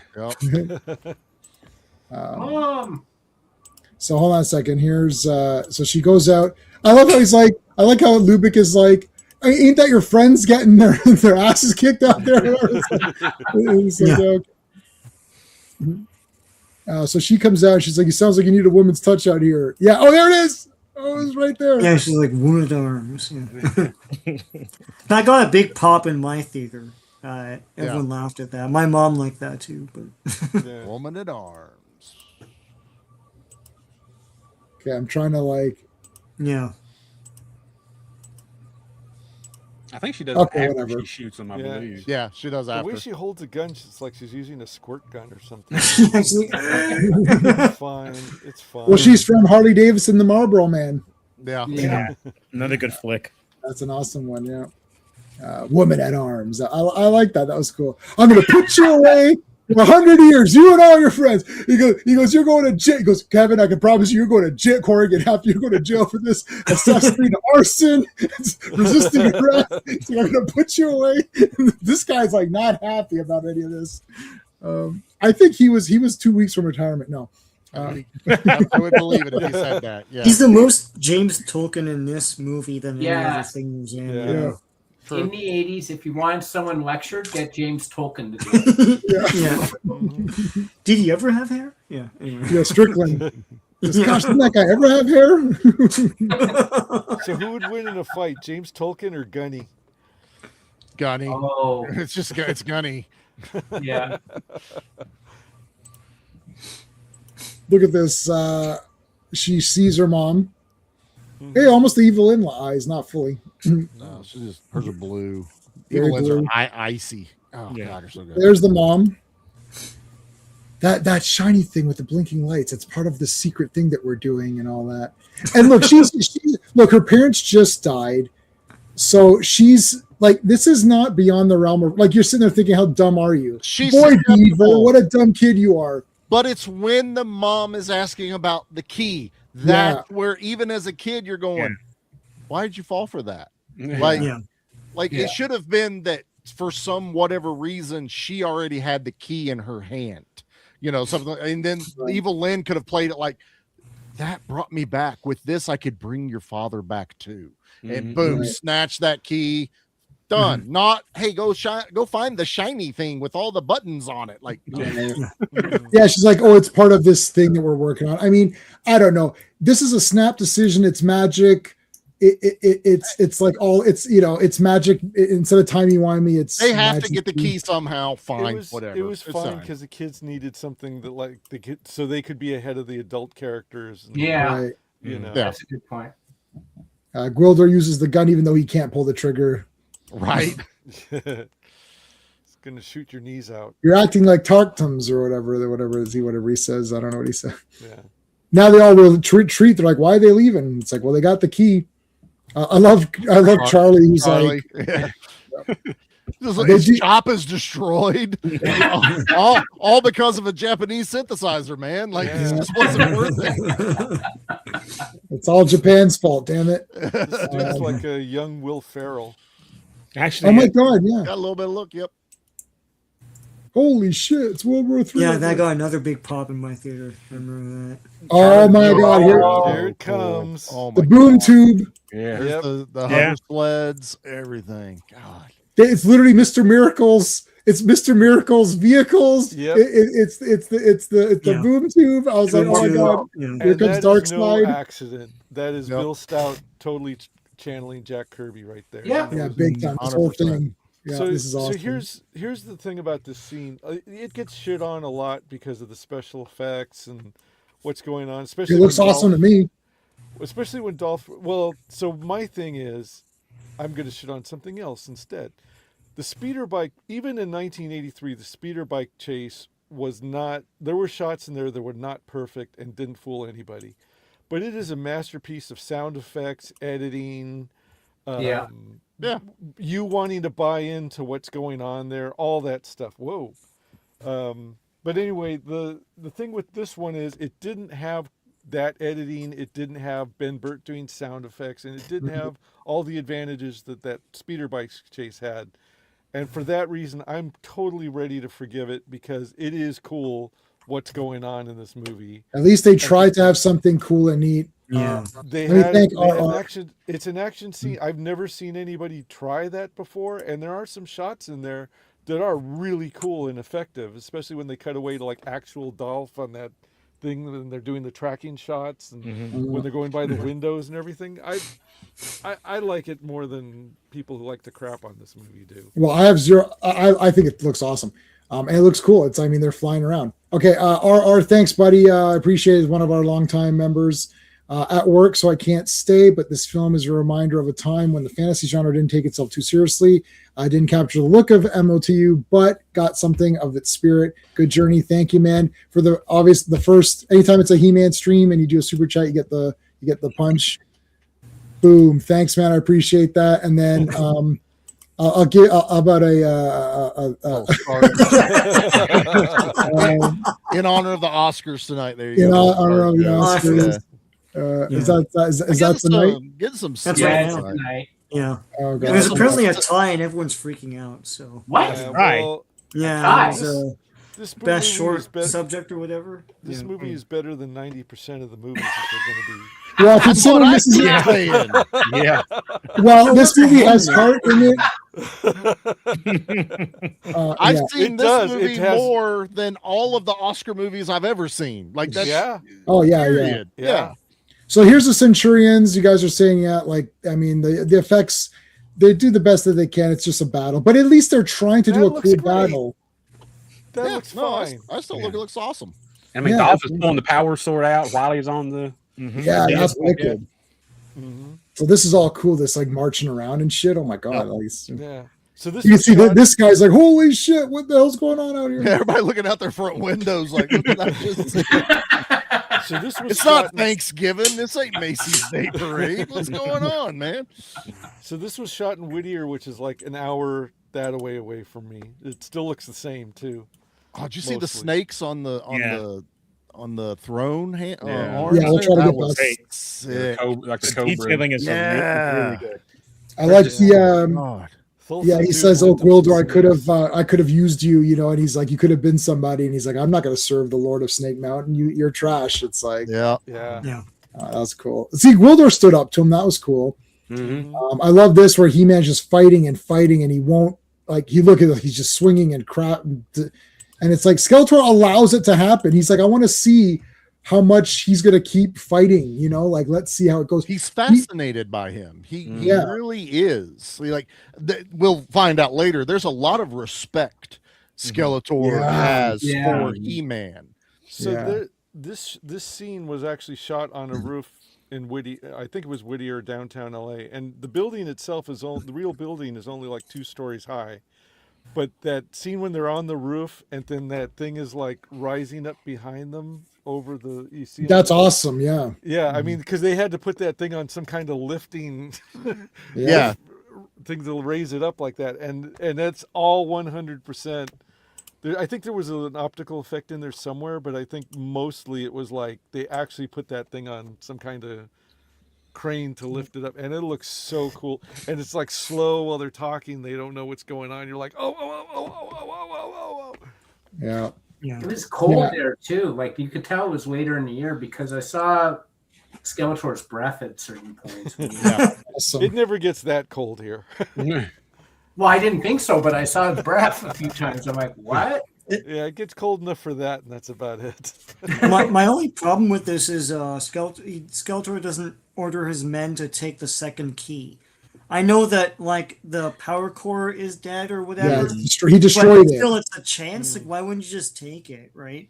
And they could have just had Gwildor make a makeshift key out of the Earth stuff, and they kind of do that anyways, to get back, right? Right. But anyway, Yeah. I just thought it was weird. Yeah.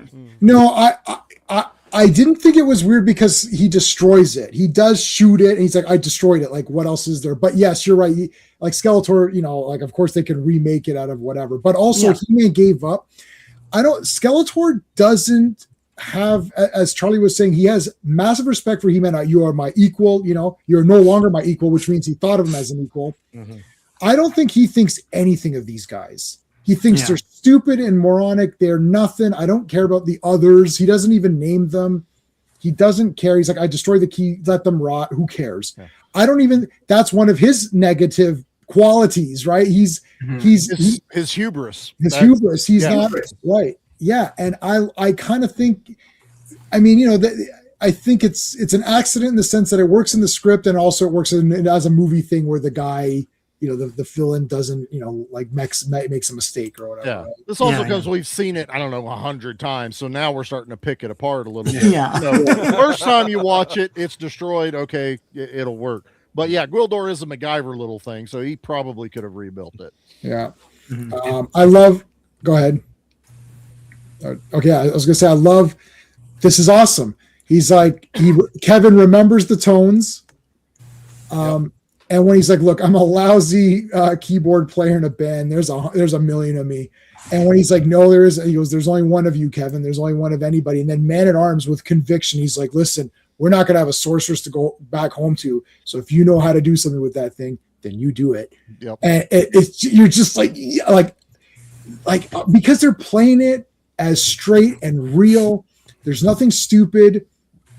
This is one of the reasons why I love One Piece, which I just finished today, but that's a separate thing. But I like when it's just, this is the adventure, this is the world, these are the characters. Man at Arms believes that Gwildor can get us back. Tila's like, Kevin knows the tones. Can you get us home or can't you? He's like, yeah, I think I can. I need this. And yeah, I've got that. No, I've got this. And they all contribute something to get it back. This is friggin' awesome. They're not going to do, they don't do this in very many other movies. They do stuff a little bit like this stuff in Hobbit, which is why I love the Hobbit movies. There's a few of these scenes like this where he's like, I'm going to help you get home because I love my home and you don't have one. So I'm going to help you get back. That's in the first Hobbit movie. I love stuff like that where it's like, here's why it's just simply stated. It's like, no, Kevin, there is only one of you. We need you. This is also subconsciously to some people, if you don't put it together, many times at the end of the cartoon, Man at Arms taught us a lesson at the end of the show.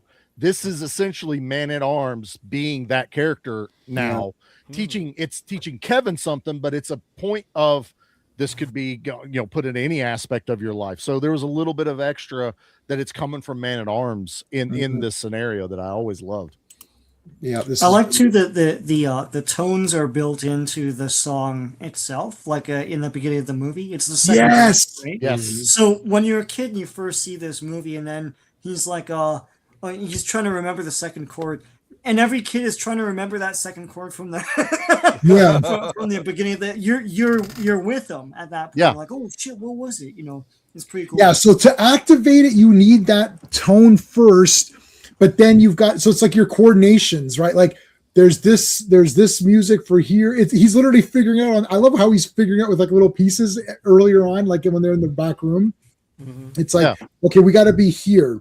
So what's the distance of this? How do I calculate that based on music, right? It's like, I have to calculate it as tones and chords and, Gwildor explaining how this thing works to us, it's kind of like the Stargate, putting on the different chevrons and moving them around. That's awesome too. But this being that and it also means that music is kind of universal, but it has different powers. Like it has the power to inspire people, most places, but now it has the actual power to it to teleport, to do all these other great things with it.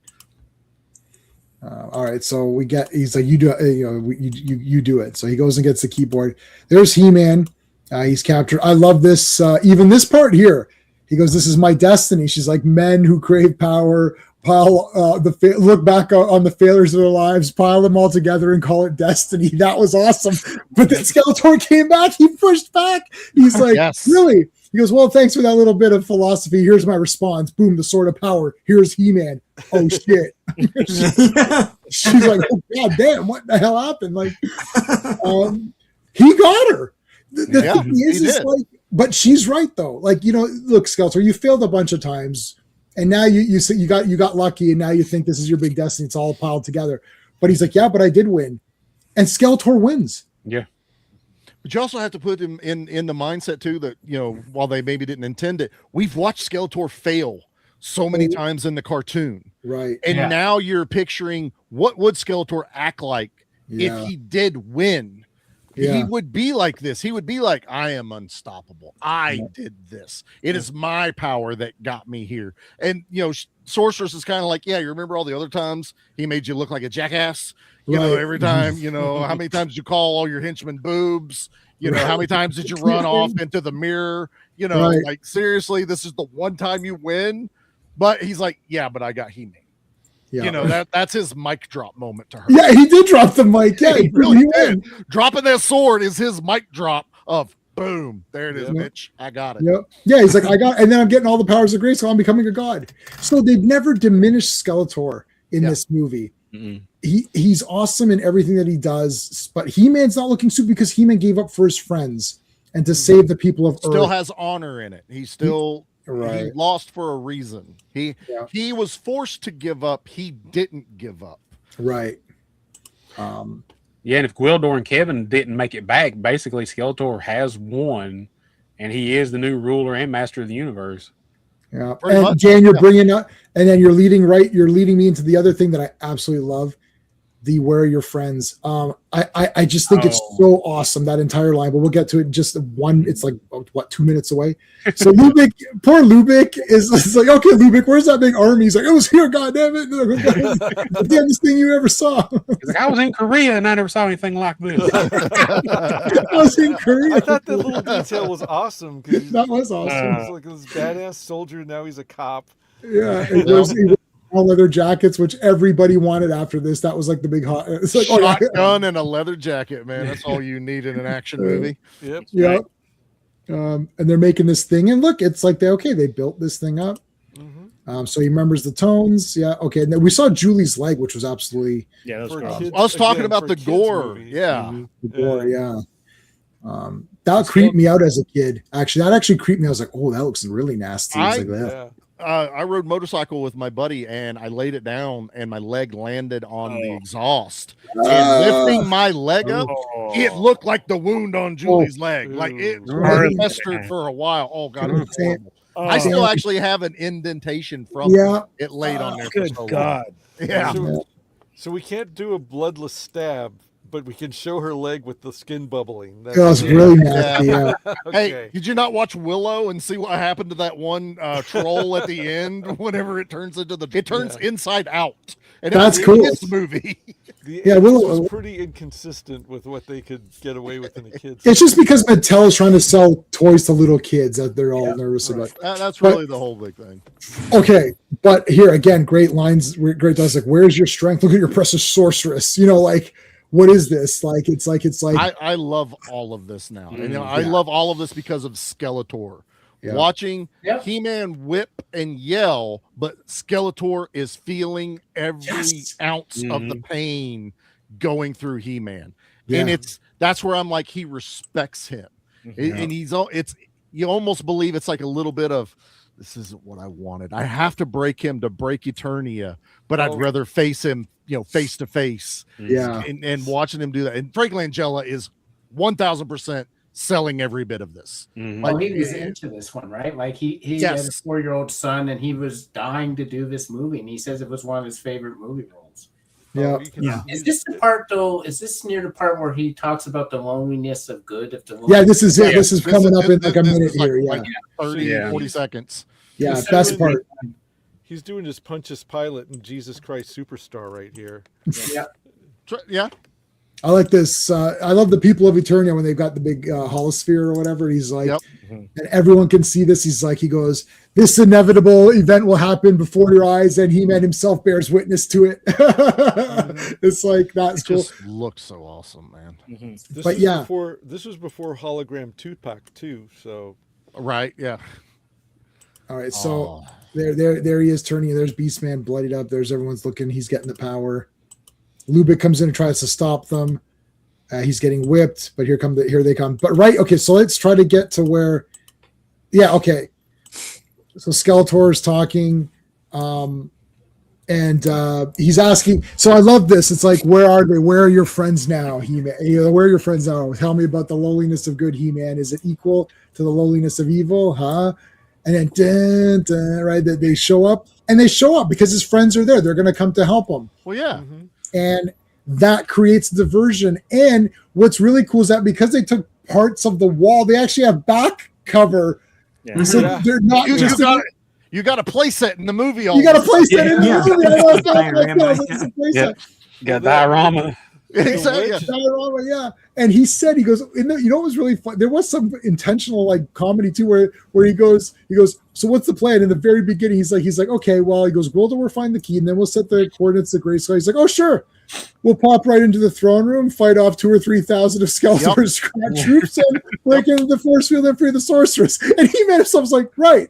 Yeah. And that's exactly what happened. That's exactly what happened. Just took a little bit longer to get there. That's all. Yeah, it actually happened. It's so funny. But but Man at Arms is great there. It's like, oh yeah, sure. Well, that's what'll happen. It's like, yeah, okay. It is the greatest callback without He-Man looking at Man at Arms going, "Told you so." Yeah, like, you really have to kind of put it together, but it's so good. Well, the little wedge of that set is really cool too. The little it is neat. Yeah. Look at Lubick. He's like, holy shit. It's awesome. It's awesome. So now it's like a massive battle. Yep. Evelyn is like, okay, so Evelyn is like, yeah, I see the writing on the wall. I'm good to go right now. I'm out. You and you, let's get out of here. Let's go. Okay. Oh, I forgot to mention this. I wanted to mention when Karg found the picture of Julie's parents, there is a split second. I'll never be able to get to it, but there is a split second. You can look at it if you guys are looking on your phone or whatever, looking on their screen. There's a split second where he goes, "This is the native girl who's helping He-Man." She's like, "This could prove useful." Karg is really happy that he made Evelyn. He kind of was like, yeah, he kind of does something like, yeah, like, he does a little hook pump. He just, like a hook pump, like, yeah, I got, that's a good job. I got her. But Evelyn's like, and then he goes, and he's like, but surely you wouldn't leave when, and she just looks, he's like, yeah, I'll get the thing ready. Like, yeah. I'm useful. Yeah, it's like Karg's like, well, you can't leave with Skeletor, and she's like, let's just go. Yeah. She gives him that look. She's like, get the hell on the ship. Yeah, get on the ship here, buddy. She's like, get on the boat. Let's get on the boat. Let's get out. Call it a day. I did like Blade with the energy whip. That was pretty cool. The energy whip. Oh, it didn't land on my favorite thing in this movie, J-Man. And I know you and I have talked about this. Is when they bring He-Man in, they do that whole presentation. He is the prisoner. And Anthony DeLongis as Blade is carrying the power sword and is grinning like any of us would be with it. You know why? Because he said in an interview, I was holding the power sword of He-Man. That was the happiest day of my life. And that is on film. Every bit of that was honest Anthony DeLongis carrying the power sword to give to Skeletor. I love that. He lived every kid's dream right there. Yeah. Oh, Pig Boy wasn't on there either, right? No, he was only there to hold it. No, he was only there for the Havoc staff. But here we go. I love that Skeletor puts it in this locking mechanism, but He-Man's just going to rip through it.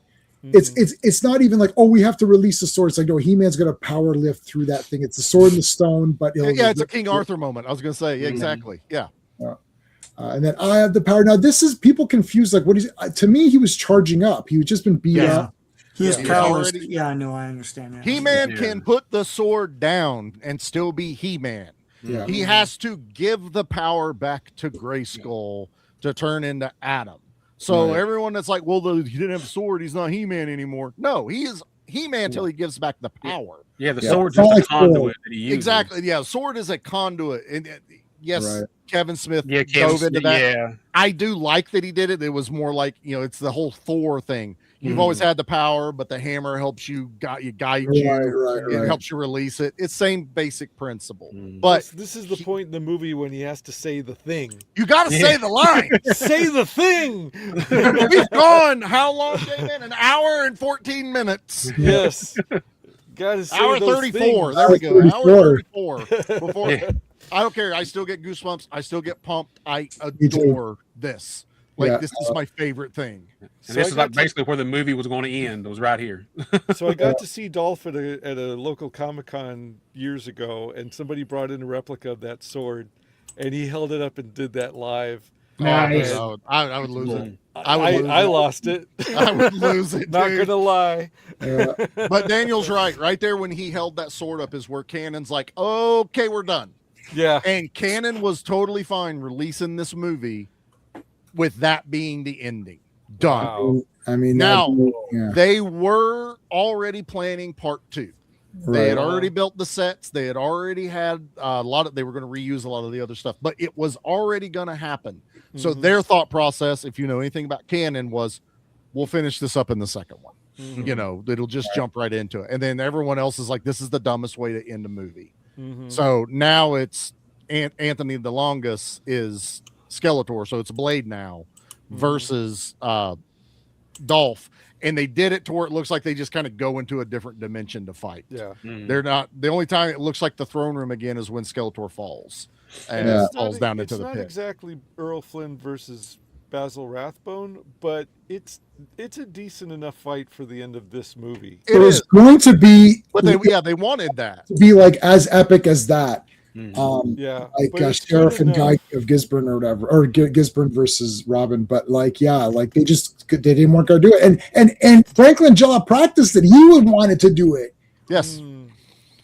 I love this one, but I think it would have been awesome to see. Oh yeah, for done sure. regularly. I think it would have been a little bit better. Yeah, right. But okay, God Skeletor, this has to be the coolest thing ever.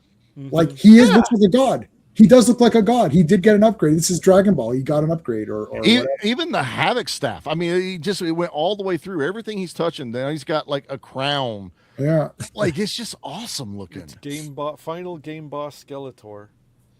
Yeah, it looks like he's got Grayskull on his head. Almost. I was just thinking that, J-Man. Get out of my head. I'm looking at this one. It looks like the beginning part where we talked about Grayskull. It's what it looks like. Yeah, because the director. That's Albert Pion. Who's awesome. We love Pion here. So, yes, we're Pion positive.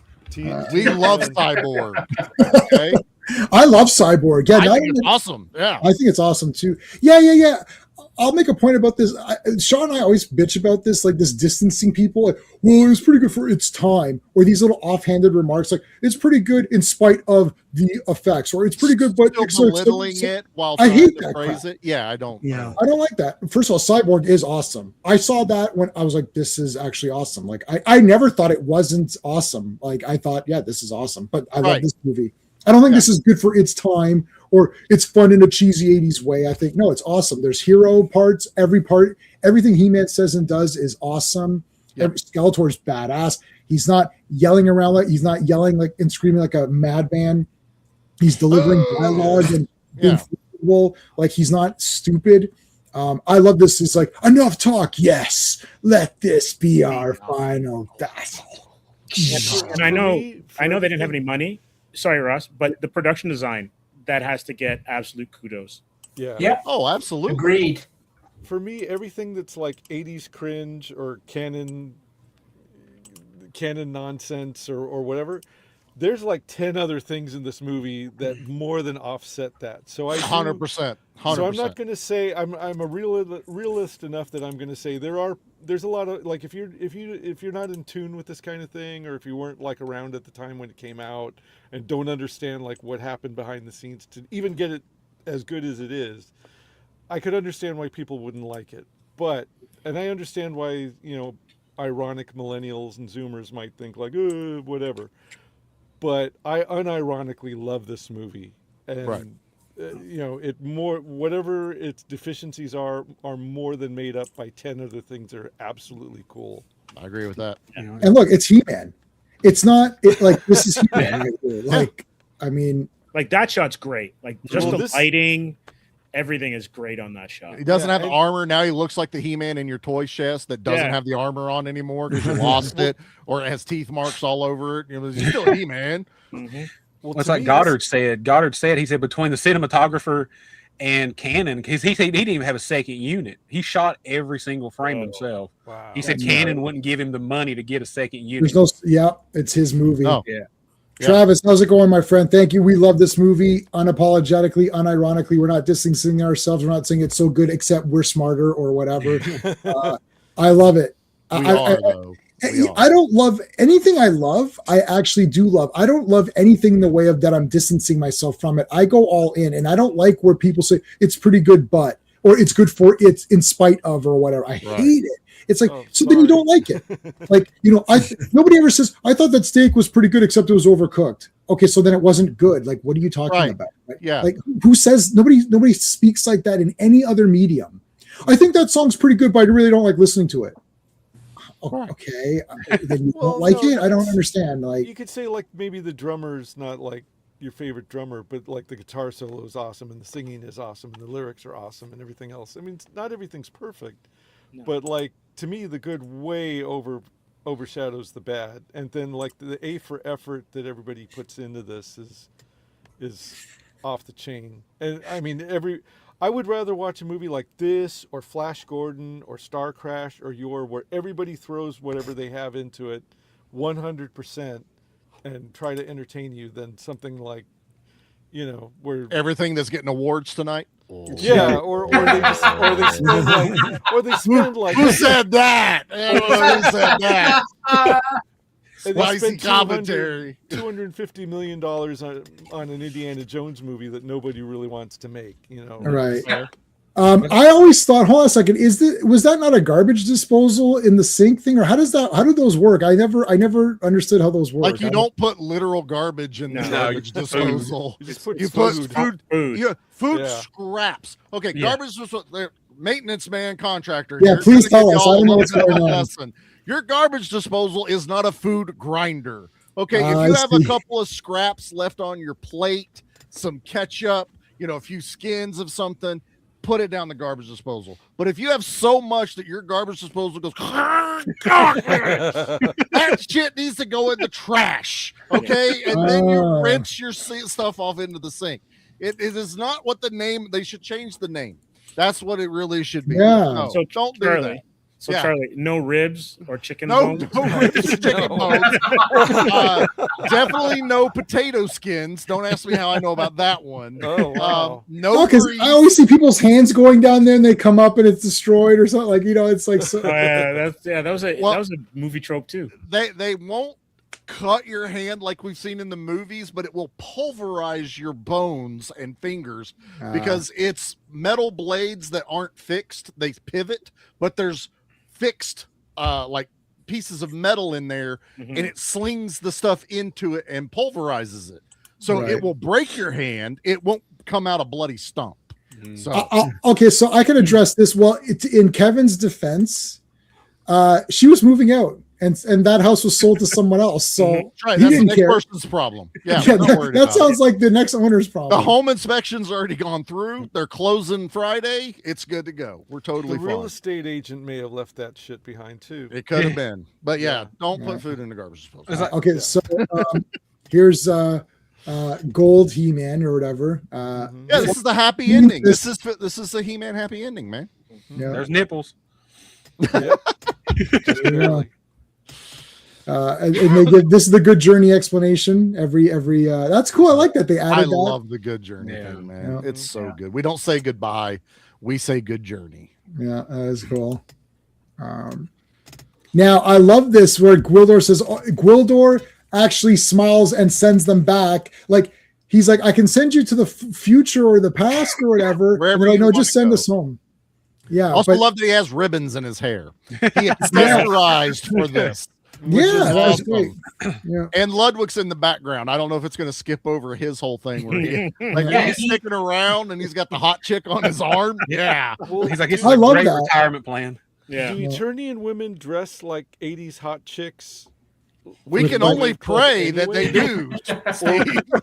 or did he tell her, hey, back on my world, this is what It's a hot chicks constant are wearing. toga party here Yeah. in Eternia, brother. Wearing gotta- the you short, gotta love him. spiky hair.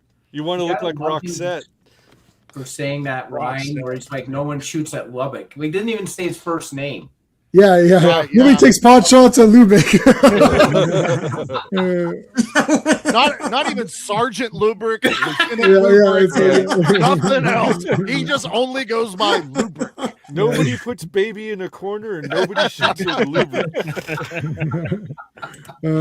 Yes, we all own everything, Travis. Or at least I own everything on Blu-ray and DVD that there is to own that has He-Man's name I on it. watched it. I do not own the Kevin Smith one. I do believe it. I do. I did get the tin, Yeah, the steel book. Sorry, whatever it's called. That's actually worth some money right now. You do know that, right? Like, Oh, you is it? can't get Oh. anymore? Yeah. I don't even I think I got opened lucky. it. I got 'Cause lucky and found it at Walmart. Yep. Yeah. Yeah, Yeah, well, four that's why and- he was a detective, but he doesn't say, nobody takes pot shots at Detective Lubric. Yeah. He's always Good walking journey. around talking about himself in the Good third journey. person. Love it. All right, so he sends her back, but he sends her back in time. Now he does smile Well, Yeah. he's punching the coordinates in, which is to He say knows that what he's doing. he knows what he's doing. It's not an You accident. all, and then there's also like the way everyone's talking. You almost kind of feel like they all Yeah. decided this ahead of time. Yeah. Right. You know what I mean? Like we need they saved our planet. What's the least we can do for them right now? Well, let's give her back her parents, Right. or at least give her the chance. They were careful not to put any actual rock posters or Yeah. music things on her wall. It's just kind of like her little vision board cut from the magazines and stuff. Yeah. That's it. Yeah, like I like too that she's like, no, just stay home and say no. But I because I don't want the Wizard of Oz ending. Like, was it real? Wasn't it? Or whatever. Like, I like Right. that it's like, no, we got a piece of Eternia, and now anytime we want to see Dolph Lundgren, we look in and we can see him saying, "I have the power." That's the best. I want that. I want that thing. That's like the best snow globe ever. Just shake it, and He-Man screams, "I have the Yeah, power." the power is like, that's like super awesome. Anytime you want to remember how awesome Dolph Lundgren is, you can look at this thing. It's like, oh shit. So J-Man, how much would you pay for a replica of that prop?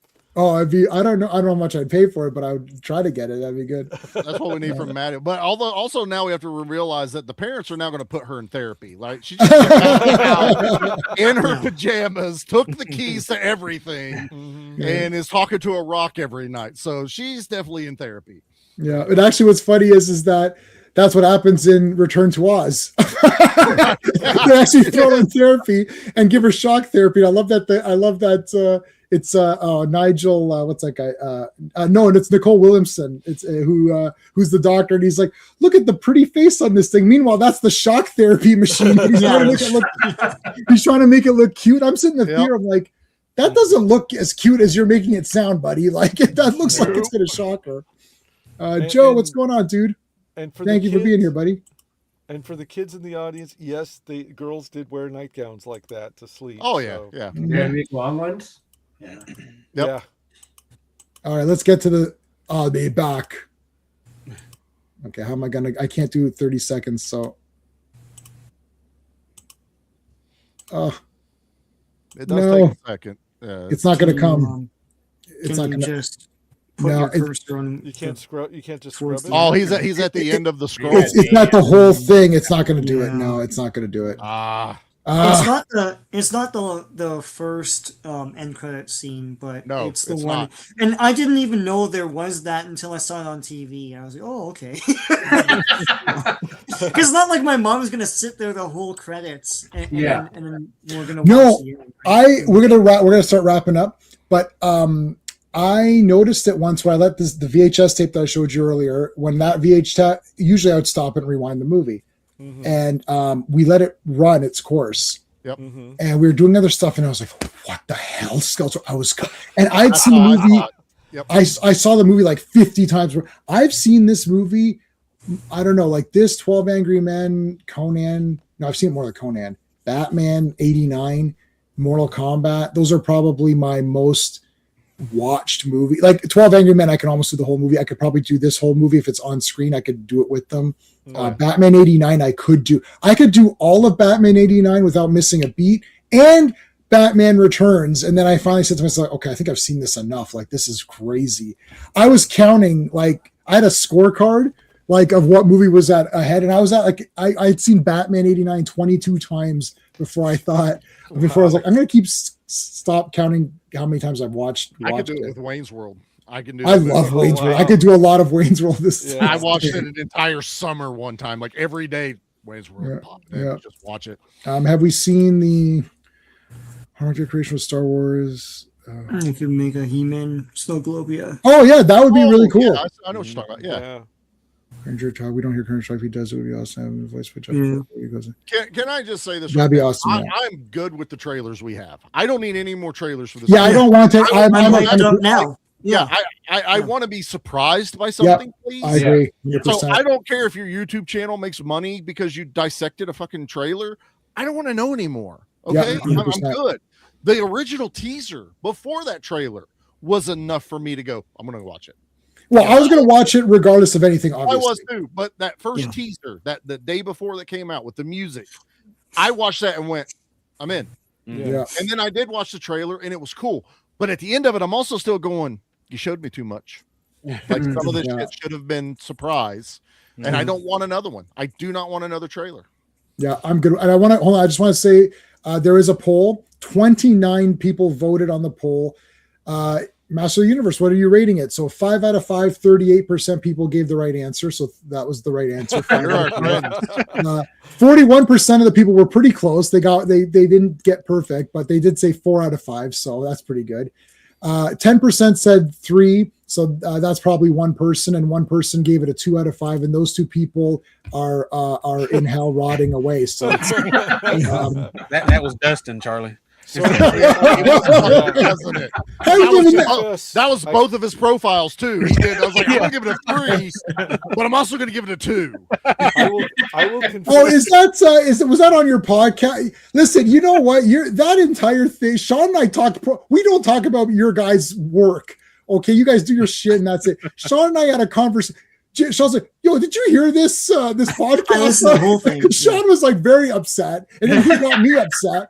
He's like, "Charlie's sitting there by himself defending this." I was like, "But it's not live. If it was live, I'd come on. I'd be like, no, get me in here right now on this." Because some of these other fools were talking, and then he's like, "Oh, I didn't think it was that good." It's like, who are these people? I was right there. I know one of them. This was going to be me as Captain America, and then J-Man and Sean on your left. And on your left, buddy.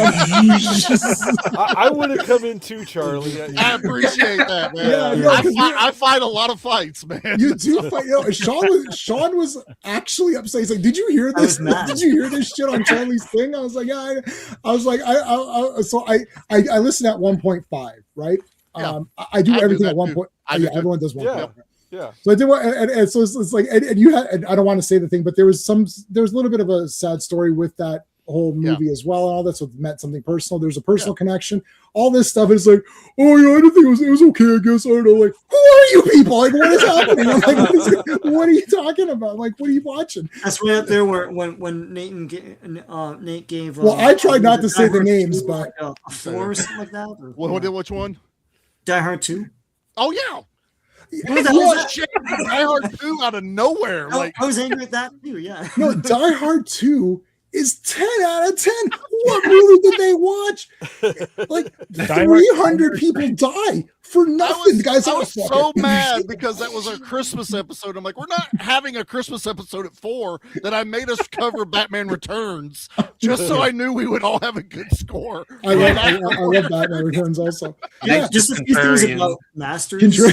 He's contrarian. Yeah, that's true. Yeah. So just Sorry, Sean? about Masters. So William Stout in an interview said that She-Ra was supposed to be in the movie in an early draft.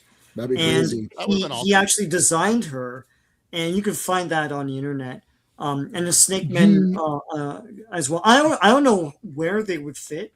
The other thing too, I don't know, Dan, if you want to show the comic quickly, but there's a big reveal. Dan, please show the comic. I wanted to get that in before we're done. So there's a big reveal at the end of that comic.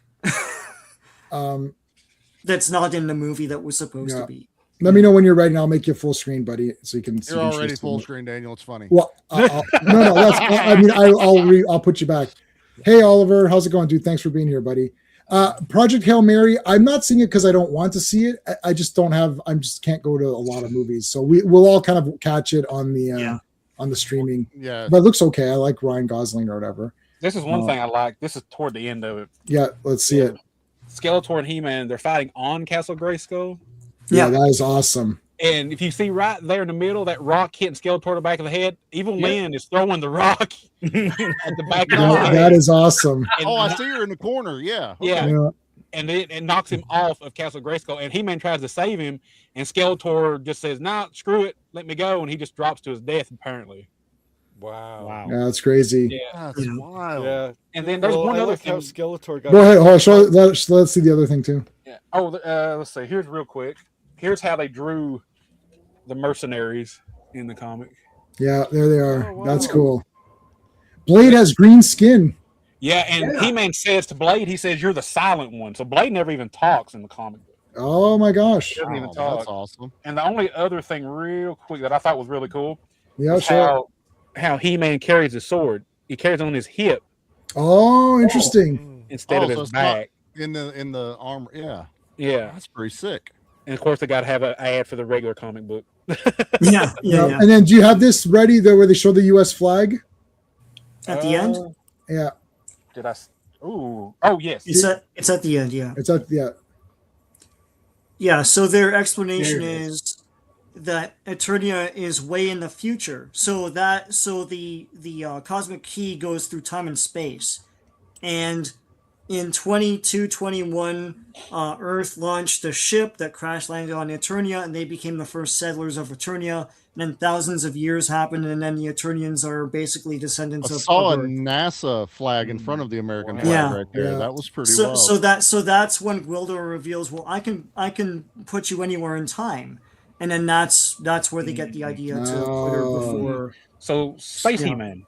Yeah. Stop Yes, it. Space Put Man. that thing away right now. Oh my God. It's not allowed here. Oh, not the, Knock it off. not the new adventures hater alert. It's like, Uh-oh. Got the classics one too. oh, I've got that one too.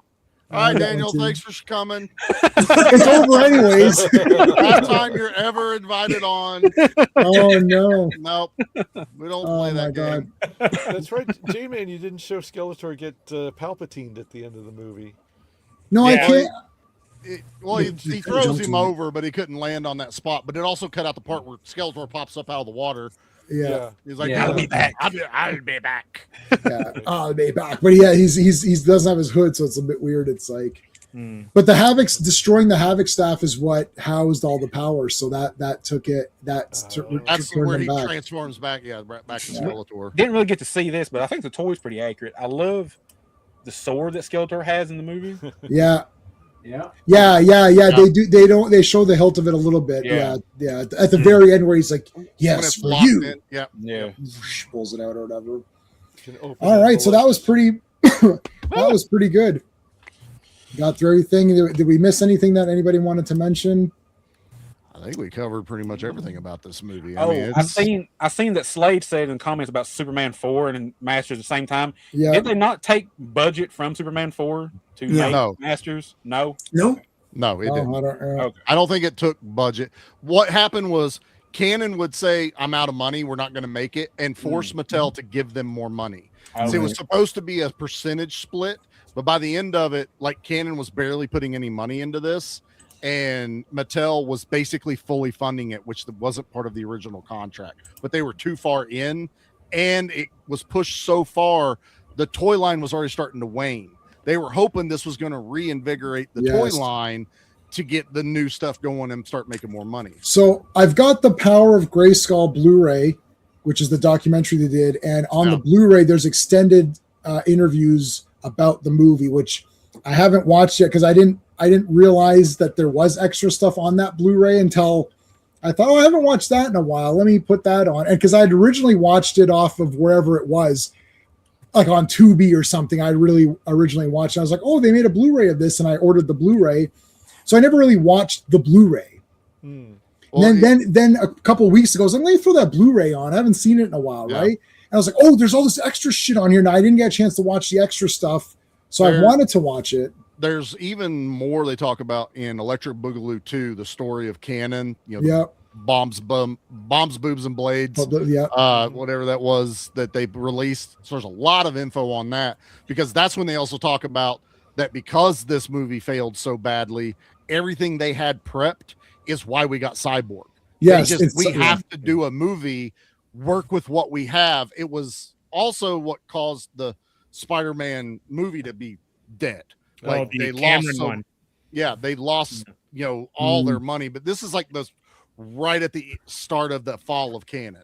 This isn't the last movie they did, but it's the one that kind of started the downfall.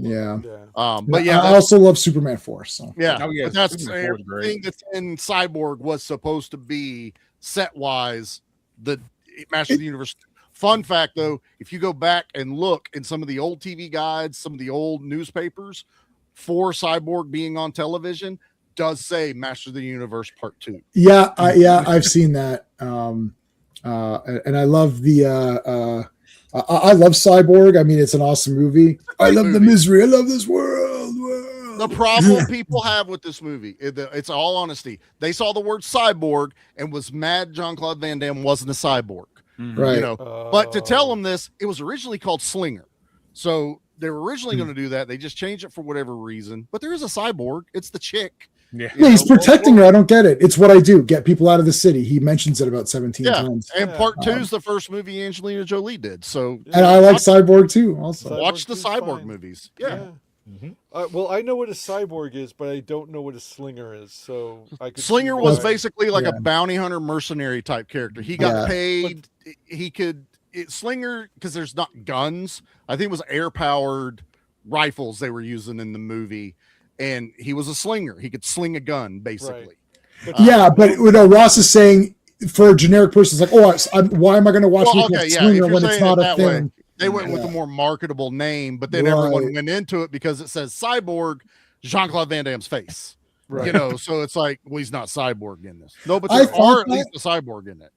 Okay, so before we'll go. We got to go in like a minute, but thanks to everybody here who's here, guys. All of the links for all of these people, they all have podcasts and channels, and they've written books and stuff. All the links are everywhere. They're in this chat. They're in the description of this video. They're everywhere else. So go find all these guys.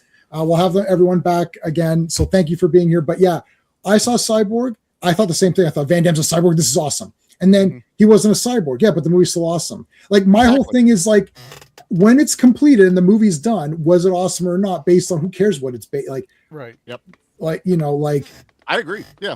What if the movie had sucked, then the title would be another part of the suckage. Right. It's like, oh, the fights weren't very good. I didn't think this guy was, Van Damme didn't do much. It missed and the title's stupid. Level. Yeah, exactly. Right. Like it's the whole thing.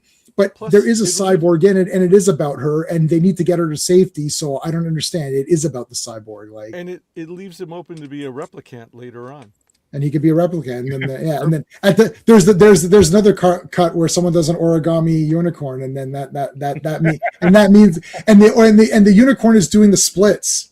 So that's the show that they knew that he was really a replicant. And Fender has an amazing monologue in the ring. Are you replican or a replicant? Oh, that's from Once Upon a Time in Mexico. Are you a Mexican or a Mexican?